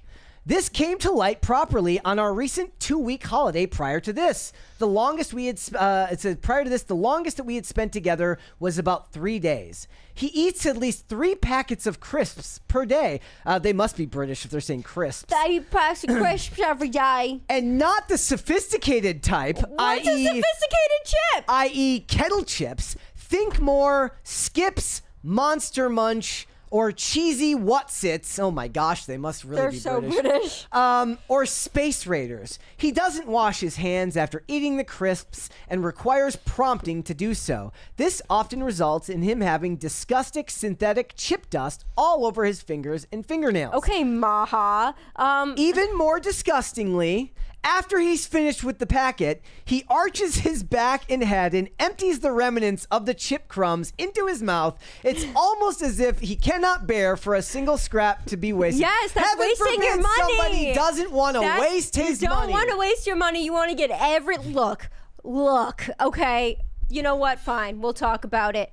Men, eat your chips. And honestly, if your woman doesn't say that the chip bag's almost empty and you're like, you can finish it, and she doesn't do that with the chip bag, leave. That ain't it, okay? I don't know if this was like the British Alex Clark. I love Alex Clark. This is not a dig on her, but it sounds like with the synthetic chip dust, it sounded exactly like something she would say, and I mean that so respectfully to Alex Clark because she's very maha. Look, he should dump her. Well, honestly, she sounds insufferable. He probably doesn't know she said this. You want to know how I get around because I like to get my nails done. Okay, I finally got them done, and they're starting to grow out now, so I have to wait.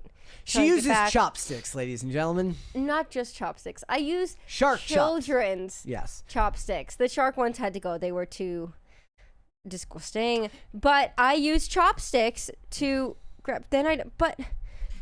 I'm sorry, not sophisticated like a kettle chip. It goes on. Oh my gosh, it goes on. Yes. She doesn't shut up. This guy seems like the life of the party. It says, but the most disgusting is sometimes after finishing a packet, he will blow up the packet like a balloon and pop it. Heaven forbid the dude has some whimsy in his life. This has resulted in me being sprayed with crumbs. I've also found scrunched up crisp packets wedged between his bed, almost as though he couldn't be bothered to walk them to the bin. He was tired. His bed. Yes, he was tired. It's his bed. Look. I can't look. This woman, girl, go find yourself someone who's prim and proper, because he wants to have a little bit of whimsy. He wants to have a little bit of fun. He wants to blow the bag up and pop it like a balloon. God forbid a boy has a little bit of fun, okay? You know what, sir, whoever you are, if you somehow found out this was about you and you saw this, come here. Come on the show. We will eat crisps with you. They're called chips, whatever. Yeah, we won't call them crisps. We'll have that debate when you get here. Technically, I think Pringles are considered crisps. They are potato crisps. Yes. But look, they said, oh no, not the white nail polish. It's USA themed, you guys. But let the man have some fun. If he falls asleep with a chip bag in his bed and it goes to the side, gently remind him that if you end up living together... I'm just trying to cook and he won't let me, you guys. No, it's okay. Go on. I've already been uncooked. Go ahead. Well, I'm going to let you cook after we finish it. We got to get through it so people can know the full extent of what she's saying here. This has resulted in me being sprayed in crumbs. I've also found scrunched up packets wedged behind his bed, almost as though he can't be bothered to walk them to the bin. We recently went on holiday to Spain, and it has been mortifying. He didn't try any of the local food and just wanted to eat British food, McDonald's and crisps. We went to the supermarket, and he loaded up the trolley with crisps. I haven't said anything yet. He is keen to start looking for a flat together, but I just can't help but thinking I would prefer a man who doesn't eat over 3 packets of crisps a day and doesn't smell like pickled onion Monster Munch or cheesy Wotsits. Is eating all of those crisps a dumpable offense?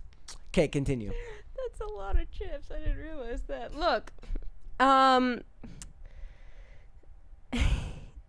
If Mans wants to eat that many, but he's a relatively fit and healthy dude, let him do what he wants.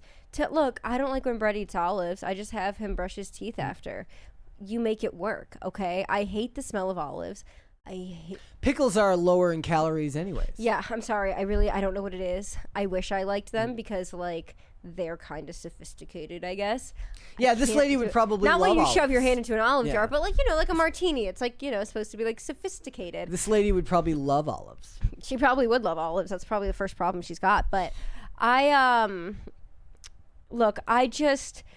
think that this man should be able to do it. Bro wanted some McDonald's on holiday. Let him do what he wants. It's his holiday too, okay? Yeah. It's not just your holiday, your vacation. It's also his. God forbid a boy wants to get some chicken nuggets or something every once in a while. Let him do what he's going to do. And secondly, lady, you've been dating him for 7 months. You have this problem. You haven't even broached the subject with him. If you're like, oh, I'm keen on moving in with him. Well, not that keen, clearly. You should have just been like, you know what? When we live together, I'm not, the snacks in bed, girl, you're gonna have to concede on some points and you're gonna hate it, trust me. But you're gonna have to be like, look, the snack bag being in the bed when we sleep, I don't want that.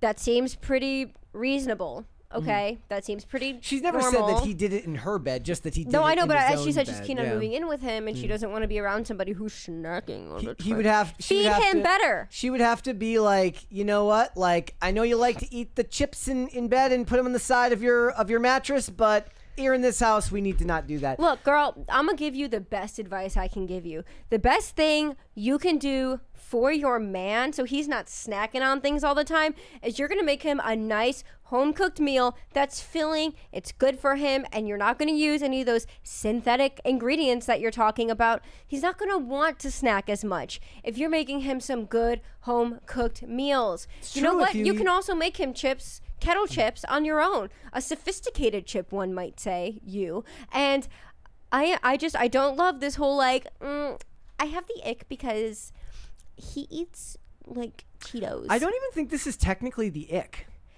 Maybe it is. I guess the ick would be like how he eats the chips would be the ick. You know what? And there are some icks that I've discovered, and I've never really thought about it. And I wouldn't say it's like not like something I'd be like, oh my god, never talking to that guy again. But like, there are definitely things that I've like realized, like, oh, that's kind of icky. Like certain things that people do. I don't know how to explain it. I will agree with the one we talked about a few weeks ago, running with a backpack on. Why? I don't know. Why? I think it's not even the ick, it's secondhand embarrassment. Okay. Because I would feel embarrassed running like that. So now Okay, over like, one shoulder or two?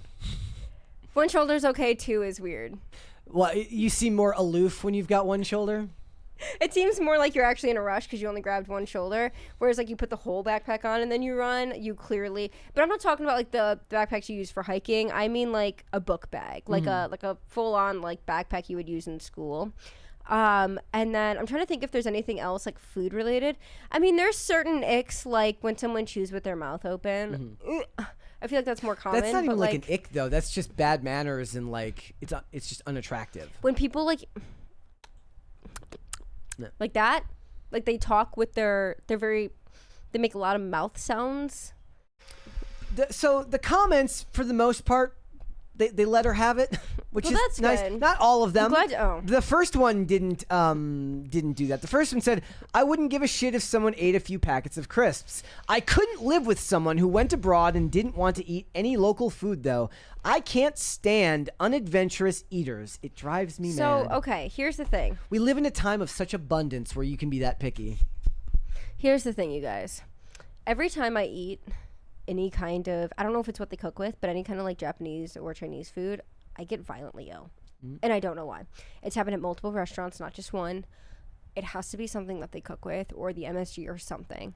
And I've always wanted to go to Japan. And when I go to Japan one day, I'm gonna have to try to like find something more American or Italian or Spanish or Mexican, whatever. But that's more oh my god.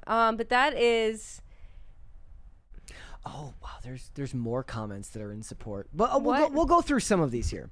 This one says, "Am I your boyfriend? I too eschew fancy crisps for delicious plebeian crisps.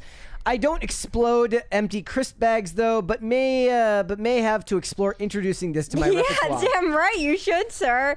That's the attitude to have, bestie. Remember, the question was, is eating all those crisps a dumpable offense? This person says, yes, I would say so. If his attitude to food isn't great, if eating well, healthy food, cooking, etc. are important to you, I would end it. Unless you have really strong feelings for him, sounds like you have the ick. Yeah, I guess. I don't know. Yeah, this one says, I mean, I love crisps. However, your description of the dirty fingers and nails as someone who can't wash or be bothered to put the packets in the bin, nope. It does seem like his palate has never quite got to the adult stage. I'm not sure trying to have adult relationships with him would work. I don't know. I couldn't tell you. This one says, I love a crisp myself, but Jesus, That sounds horrific, especially the inflating, bursting the empty bag, and showering you in ultra processed crap. But add in the refusal to eat Spanish food in Spain, and you have yourself the opposite of a keeper. Did he refuse or just want McDonald's one night? I mean, we can't know that. We can't know that. But it could just be that, like, he doesn't like Spanish food. Like, everyone has their own taste. He doesn't have to like Spanish food. He still brought you to Spain, even if he doesn't like Spanish food. You should be happy about that. Says, dump him. He can do better than a crisp snob. Yeah, he can. He can level up.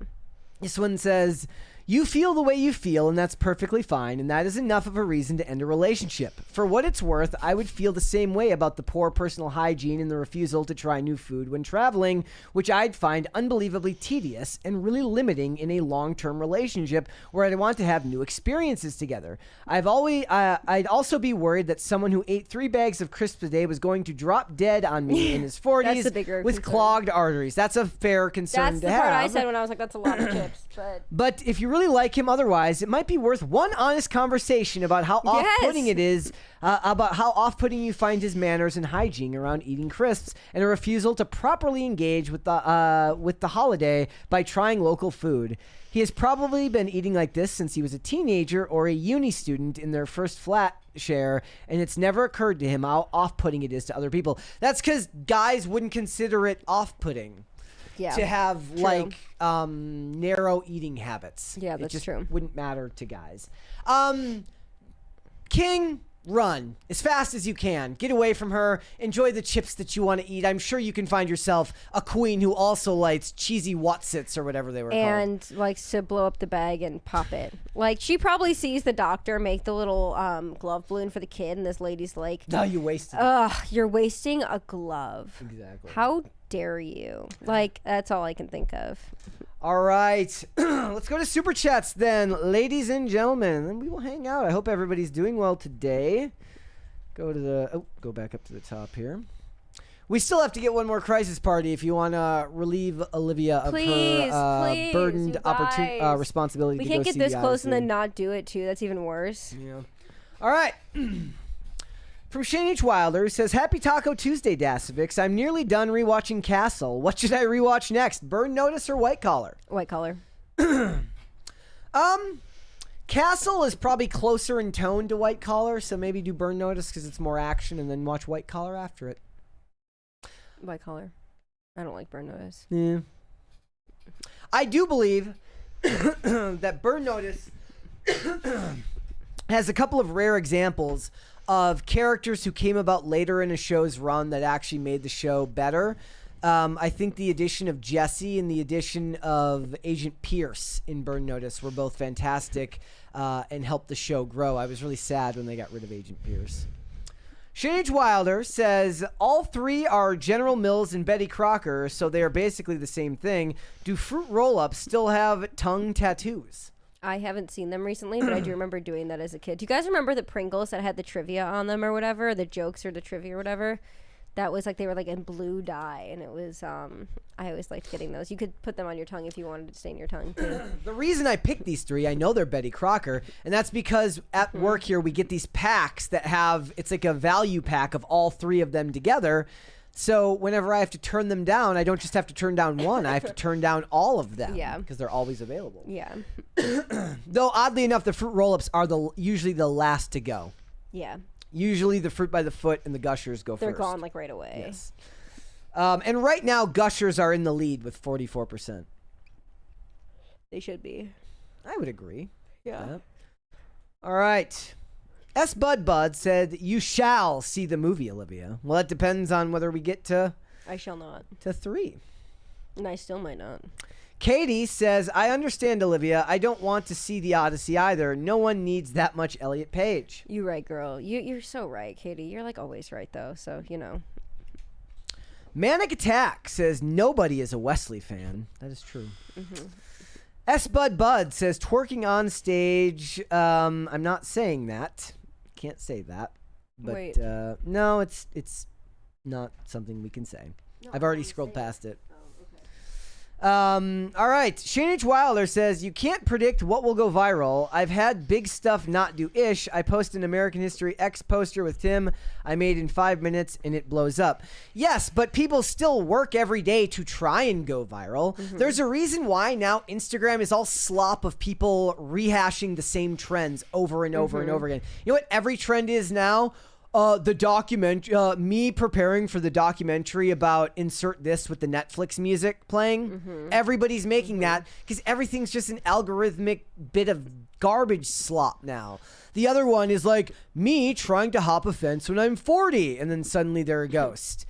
That's what the internet is now. It's nothing organic. It's nothing honest. It's all people trying to go viral so they can build platforms, which is one thing Gen Z understands a lot more than previous generations did, which was that you can take your life in your own hands and you can work towards that through something like social media creation. You just happen to pick a field that's unbelievably saturated and hard to break into. Yeah. All right. Shane H. Wilder says, everything good takes time. It's called the grind for a reason. You ain't if you don't put in the effort. Oh, you ain't S if you don't put in the effort. That's right. While surrendering the worries to God. Shane H. Wilder says, damn it, Olivia. Damn it to hell. That was about the cringe of the day. Howie. Pop Culture Junkie says, at Warner's, the long knives are out for Gunn. I'm hearing odd stories about some highly unlikely possible replacements. The big betting pool on the lot. Pop Culture Junkie, you should let me know who these highly unlikely possible replacements are. I would be interested to know. Greg Duvier, in The Rock's voice, finally, Olivia has come back to Pop Culture Crisis. Hi. He said PCC, but I think The Rock would have said that, or he would have said PCC. I'm here. Brian Bledsoe says, when I saw the Supergirl needle drop, it just reminded me of the Mr. Terrific scene in Superman. Yes. Well, that's it. But Mr. Terrific I actually liked, and I think a lot of that had to do with Ed Gathegi being an actor that I really, really like, so I was partial. I liked him a lot. Brian Bledsoe says, review of Young Washington. We did not go to see it. We were going to, but we decided not to. Shane H. Wilder says, critical patriotism, yet no critical thinking. Your only good song is Blinded by the Light, and only because of Manfred Mann's Earth Band's cover of it. All right. Shane H. Wilder says, I'm going to eat a bag of Lay's tonight in solidarity. You should do that. Absolutely. Yes, as I try to not be a slob with my eating habits, I've had a bag of all dressed chips in the cupboard for like weeks because I'm only eating a couple at a time. Yeah, you bought them and then you were like, and they're so good. They are very good. Shane H. Wilder says, if you don't want him to snack, make a meatloaf. He said didn't meatloaf. say meatloaf. There's a meatloaf in the fridge right now. There is. We had it last night. It's very good. Hold on. Manic Attack says, I got some advice for this girl. Yeah, I'm not. Yeah, I saw that too. That's why I went, oh my, at one point. No. We're not reading that. She should not gag on the chips. I don't want her to choke. That's bad. There you go. It's not what he meant, but there. It would be bad. High Voltage 75 says, Olivia, have you ever eaten dirt or Play-Doh? I tried to eat Play-Doh as a kid, and I'm sure I've gotten my fair share of dirt and gravel in my mouth from softball and soccer. Okay. Yeah. Moon at Noon gave us $2 with a thumbs up. Thank you. Thank you so much. Thank you. Mike says, Brett, this couch is for you. What did I say?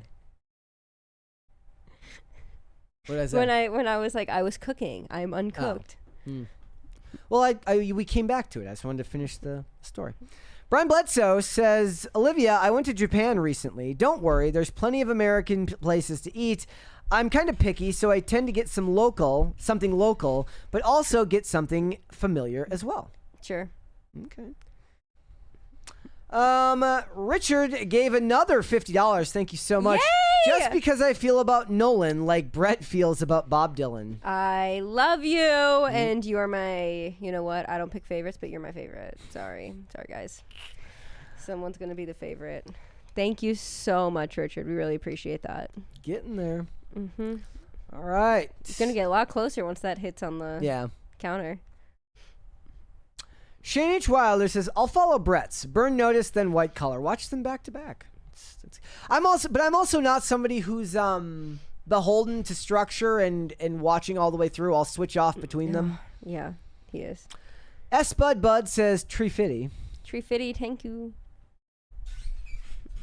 Cozy Skatin' says, Hi. for Olivia and her shampoo commercial look today and the stellar British accent. More, please. Thank you. The headphones, yes. it doesn't move with the headphones. It doesn't move with the headphones. That's just because the Crisis Party is probably going to go off in a minute. If we get another super, I think we're like very close, but I don't know. We'll have to wait and see. I can't see the crisis one. meter because Brett's windows are blocking it, so I can't actually see the full crisis meter right now. Hold on, I can. But we're very close. Oh my gosh, we're so close, you guys. That should put it over. If the 50 hasn't come through. The 50 just went through. Okay, yeah, then we're getting very close. We're very close, you guys, but thank you. I really appreciate it. The headphones will be back off, and you'll get the shampoo look again. It's because it's hot. So assuming that we get the crisis party. Guys, please, I will donate $10 to my own cause if I have to. Yes, it does not count if you use Super Chat. Wait. Doesn't count. Just not me. I just said it doesn't. But anyone else can.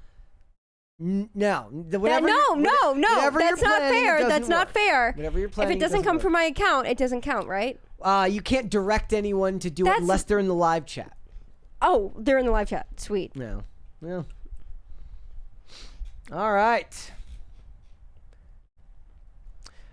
Ethan Miller says Bruce sold the song to Manfred Mann. Are there any Bruce Springsteen fans in here? And the real question is, do you like Bruce Springsteen more or less than Bob Dylan? I guess. More, but you know. Yeah, not for me. No Bob Dylan for me. Yeah, we know. No Bob Dylan for me. Was that all of them, or were there more? That's all the super chats. We are all caught up. I can speak in a British accent, mate. Give somebody a cent. Got 20 minutes. How did you feel about Taylor Swift's wedding? Oh, I mean, I don't know. I didn't really see anything. There was like so many updates that it was like impossible to keep up on it. I mean, like there weren't really any pictures, like just the guests, but no, I don't have anything to say until I can see what my girl Tay Tay looked like. I mean, look, people were mad. People were saying what they say. I'm happy for her that she's married to the man of her dreams, and I don't know what the wedding looked like. I'm sure it was gorgeous. I'm sure it was lavish. I'm sure it was wonderful. So my take is good for Taylor, and yeah, good for Tay Tay. I think my favorite was they were talking about like the long lines for the food. It's like, well, there was always going to be long lines for the food. There was like 1,000 people there. Like course. They should have been waiting for that, right? Also, they said they did play some of her music there. What songs do you think Taylor Swift would play at her own wedding? I think she'd play probably some of the ones she wrote for him. Brian donated $10 just for fun. No, not for fun. He was in the live chat. Not for fun. This is cheating, but it's not cheating. He was in the live chat. We'll let it pass. All right, Mike says, Dylan is straight trash, so is Bruce, but Dylan just infuriates me. Yeah? Yeah. All right. So 3 crisis party. That means that don't have to go. It's I gonna love be all of you so much. I could cry. I really could. I love you guys. I'm still coughing tomorrow. I don't know if I'm gonna be able to do the show. No, you can bring me to the airport. Instead of me having to leave my car. Yeah. My car. I'm waiting for it to cycle through on the crisis meter. It will. No, it'll go through. There it is. I'd leave the headphones on. Yeah, I am. Yeah. Oh, do you want to tell everybody like what you're going to do after the crisis party? Okay. Shane H. Wilder. Growing up, my dad used to call Springsteen a bee. Yeah. I don't think she would have played "Shake It Off." I'm assuming that wouldn't have made any sense. It's probably one of her more romantic songs. One of the ones that she wrote for him, maybe. Thank you.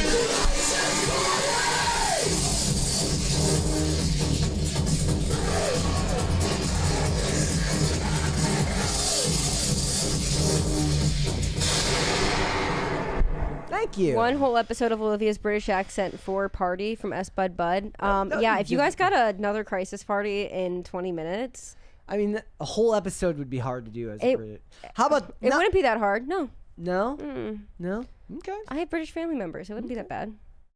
Whole episode. So if we get another crisis party, Olivia will do But it has to be in this episode. It can't be the next one. Yes. If we get 4 crisis parties before the end of the show, Olivia will do the next episode she's on in her British accent.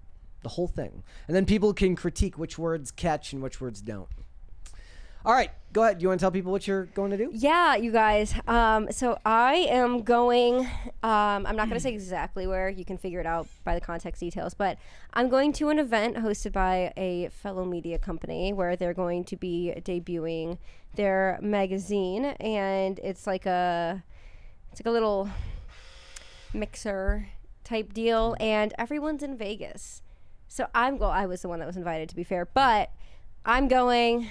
and I was trying to get other people to go. No one can go. So I shall go venture off by myself in Dallas. Oh, I just said it. That's okay. Yeah. And because it's a big city, no one's going to actually know. And I'm looking forward to it. Getting, it's just nice to travel a little bit. I'm not looking forward to flying there, but I am looking forward to being there. I have family down in Texas, and I have an aunt who's very close to that area. So I'm very excited to go spend time with her. And I get to see some really cool people that I've known in the space for a while, but I have not had the pleasure of meeting in person yet. So I'm excited for that. S Bud Bud, Red Coat Olivia. Yes, indeed. You may get that. I don't know. I'm able to do it if needed. I know how to do Who's it. the next celebrity that you want to see get married? Because Taylor Swift would have been like it's like Sabrina Carpenter. No, Olivia Rodrigo maybe. She's a hopeless romantic. I would like to see her get married. Yeah. Does she have a song that you think of as particularly that way?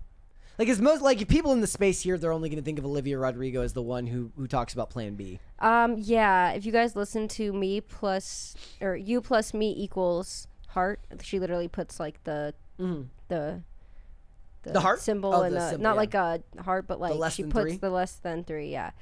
I love that song. Love that song, and I think it's a very romantic song about falling in love and whatever. I like Olivia Rodrigo. I know a lot of people don't like her because she just only Plan B, and I get it. I don't love that part of her either. I don't go to her concerts, but I like her music, and that's what I take from it. All right. You should listen to that song. Greg Duvier says, also 4 parties and Brett talks in the NPR voice the whole show. The show would get one topic done if I was to talk that slow the whole time. We'd get nothing done whatsoever. It would be the most boring show, more boring than solo episodes. Oh, by the way, guys, Mike will be back on Thursday this week. Mike Harlow will be back on Thursday.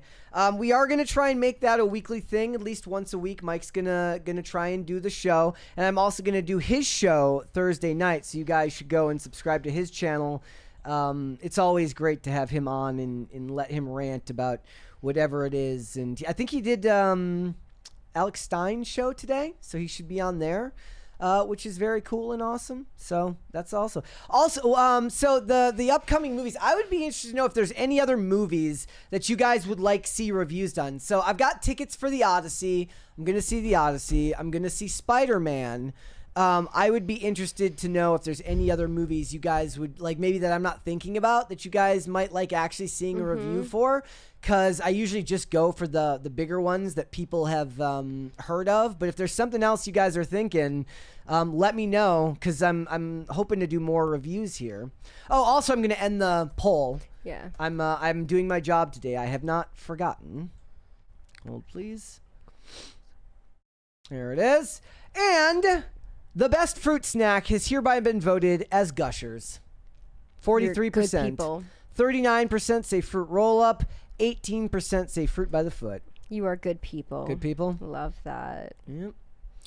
Mike in the chat says Mike's rants are legendary. I don't believe that Mike is I don't think it's Mike Harlow on an alt, but I agree. Mike's the best. So we're looking forward to that. Also, is there anything you guys would look to cover, like us to cover? So because we don't cover a lot of video game news on this channel, I feel like I missed out on the Sony announcement, on the PlayStation announcement, all the stuff about the movies getting pulled from the platform, because that is perhaps one of the most depressing things going on. Is like, what's the point of even buying a movie digitally when you're not going to actually own it forever? Yeah. And as the saying goes, like, if owning isn't owning, then piracy isn't piracy. They're just encouraging people to pirate more material when they don't know for sure whether they're actually going to own the movies that they buy when you pay full price for them. And the cost to rent movies costs a fortune too. Yeah, it's annoying. Yeah. Very annoying. Sorry, I'm itching my ear. All right. My ear was itchy. Maybe I'd like to catch movies on the weekend when they come out. Yeah, you're weird about that. You want to see it like the weekend. Well, I want to review it when it comes out. Otherwise, nobody's looking for the reviews after the fact. Like, otherwise, you just wait till it comes on streaming. Unless it's a movie that I really feel like would benefit the most from. I mean, actually, that's not true. Most movies these days feel like they benefit the most from being seen in the theaters as opposed to being watched at home. I'm not a theater person. You don't enjoy the experience?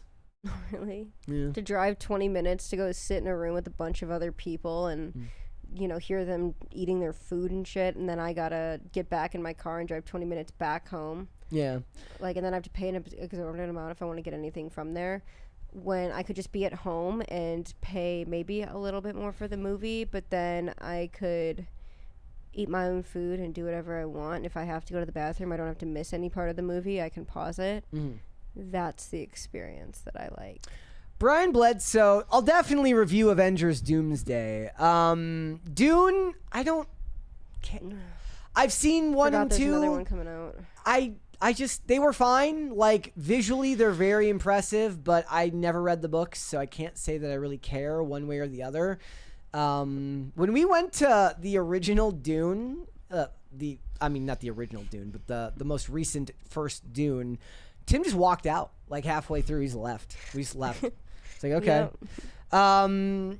So maybe Dune, but definitely Avengers Doomsday. And I'm definitely going to be reviewing Street Fighter. That's like the last movie. That's the movie that I'm really looking forward to. I want to see the Moana live action. I know Brett probably doesn't want to. I'll probably wait for it to come out on Disney Plus, but then I'll watch it. It's underperforming as far as box office predictions. I think people are they think that the last one made $1 billion because it had been so long since one of the movies came out. It had been like over 8 years since the last Moana had come out. So when Moana 2 came out, it made a ton of money. Now it's got when did Moana 2 come out? Did that come out in 2024 or 2025? So now the Moana live action is tracking much, much lower at the box office. But perhaps if Olivia goes and sees it or watches it on Disney Plus, you can do a review later. You should do like reviews on your X or your Instagram for the things for documentaries. That's what you should do it on. You love documentaries. I love documentaries. They're the best. Love a good. Nope. Never mind. Not saying that on air. Continue. I'm not saying it on air. Okay. Mike says, oh no. Mike says, when Hollywood stops being fake and gay, I go back to the movies. Look, I still have fun every single time I go to the movies. There are movies that I don't like that I didn't like when I saw them. I do want to rewatch Wonka. So Wonka still sticks out to me as this random outlier of this movie that I just really didn't like, and I couldn't really put my finger on why. And perhaps did you ever figure it out? I might have to rewatch it to find out. Perhaps I just didn't have any drunken fries when I went to see it. Maybe that's why. I don't remember. That tends to, track sour the mood. Yeah, a little bit. Yeah. All right. Let's double check here. Brett read the second. Oh yeah. All right. I just don't. So when was the last time? Did you watch Moana 2 when it went to Disney Plus? Mm-mm. I don't like the second movies of all of the Disney princess movies. I didn't like the Little Mermaid. I didn't like the Little Mermaid to begin with, but I didn't like the second one. I didn't like the second Beauty and the Beast. They never are the same as that first movie. So yeah, I know people are like, oh, what about Moana 2? The first one was so good that it's just gonna I don't think it can live up. Now, one movie that did it really well was Inside Out, but that's not a princess movie. That's just a movie. What did you like about it? Inside Out 2? Yeah. It wasn't woke. It's sad that the bar is so low, but It was an easy watch. It didn't feel like you were watching like you were forever watching a movie. It went by very fast, and it was really nice to I don't even know how to explain it. I watched it on an airplane, but I really enjoyed it. I liked the vibes of it. I thought that it was really well done. It didn't try. It was just good. If that makes sense. It didn't try to be really good. It was just really good. That's good. Like, it's really funny. I just saw a thing where somebody said they saw Keanu Reeves on a plane watching Morbius. And it just kind of made me laugh that Keanu Reeves just on like a plane. I mean, I'm assuming in first class. Like, he's a regular guy, but don't tell me that guy's flying in coach. I imagine he at least buys himself a first class ticket. Broody Gambit over on Rumble says, my coffee table is finished and my dad is bringing it by Thursday. I'll share pics once the Millennium Falcon gets set up inside it. That's awesome. DJ Dubs over on Rumble says, I need an All That Remains album of just Taylor Swift covers. Yeah. I mean, Phil loves Taylor Swift. Phil would love that. Yeah. Please? I would love to see Phil cover Style. Yeah, me too. That's what I want him to do. I want him to do a streaming version of it. Yep. All right. I like that people argued about the fruit snacks. It kind of makes me feel better about the fact that that I'm not eating them as of right now. Mike says Moana is all right. The girl boss thing with the whole savage nation of godless heathens is a bit unbelievable. I mean, they used to eat one another. I don't know enough about Polynesian history, so I don't know. But, the princess movies are supposed to gloss over the darkest aspects of it, at least in current year. They very much sanitize those types of stories. Right. Though it would be funny for them to to make a movie advertised for kids and then it's entirely like that and people are like, yo, what the hell? Yeah. Yeah. Katie says, I would like to know what Olivia thinks of the new Moana. Yeah. I mean, when I see it, I'll let you know how the live action is. Yeah. For sure. Greg Duvier says, All That Remains cover of Bad Blood. Yeah, that might be the best one. That would be really good. Do you have a favorite Taylor Swift cover? Because you like covers of songs. What do you mean? Oh, like a cover of one of her songs? Yeah. Right now, I've been really jamming to, let me get the band's name right here. I've been really jamming to this punk version of The Fate of Ophelia. And it's by, hold on, I'm going to find it in just a second. I'm almost there because I know what songs I saved around that time. It's The Fate of Ophelia by Our Last Night. And it's really good. And I don't want to copyright struck or I'd play it for you guys, but look it up. They do a ton of covers. They do amazing covers, but the one they did of Taylor Swift, very, very good. I saw Shane H. Wilder say I'm missing a bunch of super chats. I think you are. I did miss one from Shane H. Wilder that says, ooh, a mixer. You fancy, huh? I mean, I just know the right people, I guess. I read the Brian Bledsoe one because I said I am going to go see Avengers Doomsday, and I might go see Dune. And I don't know what the Dog Stars is. And then we've got one here from Greg Duvier. No, so I'm all caught up. I got all the super chats. I did not miss any, unless there's some that I missed from farther up, but I do not believe that I did. All right. All right. That's all the super chat. Oh, no, one more here. I knew I was missing one. Rumble Ray, was you get all those? Yeah, I got that. Matt Stork says, is this that MAGA-loving conspiracy show? Just came from... Ian's live for Ian's live for Brian Shapiro. He filled in for Brian Shapiro today. The hate over there. Jeez. Yeah? Wait, Ian did Brian Shapiro's show? Like he hosted it for him? Yeah. We live in a really weird... What did he talk about? This week is really weird. What did he talk about? I don't know. I saw like the... there was like an X post. Okay. And it was like, Ian hosting Brian Shapiro. I was like, what the hell? Carnell says, will you see Digger? I don't know. Like, hey. Tom Cruise, like Tom Cruise is a big budget guy for me. The lower budget movies just, or not lower budget, but like the more, if the next trailer is really, really good, perhaps, but I don't know if I'm going to go see that one. And plus I have to like beat the allegations that I'm a Tom Cruise sycophant, which of course I am not. Yeah. I just, not a Tom Cruise sycophant really in any way, shape, or form. Tom Cruise. All right, before we go, ladies and gentlemen. Oh, one more. Sorry. S. Bud says, "Can you get copyright struck for playing a cover?" Yes. Yeah, you can. I mean, if it's registered, yes, absolutely. Yeah, absolutely. Yeah. Taylor. Yeah, absolutely. All right. Carnell says, "Fake fan, Brett." No. Oh, yeah, no. Not a fake fan. Just a discerning fan, okay? I want the big budget, the Hollywood, the effects and the explosions. It's just me. All right. Hit the like button on this episode. Subscribe to the channel. If you're new here and you have not subscribed here yet already, please and thank you guys. As always, share the episode out with friends, family, loved ones, everybody in your life that you like. The ones that you don't like. The more people that you share the show with, the faster the channel can grow. We appreciate it so much. Greg Duvier says, don't hit Toidles in the left lane. Don't hit Toidos in the left lane. That is true. All right, Olivia, where can they find you? Yeah, you guys can find me at Olivia Dasovic. That is on Instagram and on X. But what you guys really should be going and doing is going to timcast.com/Discord. Join our exclusive members-only server. We have a lot of fun over there. We're there every day. It's been kind of a crazy week, and it's been a lot of fun. We've been hanging out. But other than that, you guys, I just recommend, following all the Timcast accounts, all that good stuff. And I'll see you guys when I see you guys again. I don't know when that's going to be, but I'll see you when I see you.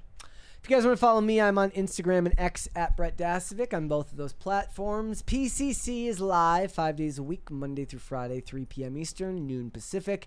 Amazon Music, Apple Podcasts, Pandora, and Spotify. If you would like to listen rather than just watch the show, you can also rate and you can review on Apple Podcasts and on Spotify as well. If you want to follow us on social media, we are on Twix at @popculture_show. Facebook at Pop Culture Crisis, Instagram at Pop Culture Crisis Pod. Guys, we will be back with another episode tomorrow. We will see you then. Bye, everybody. Bye.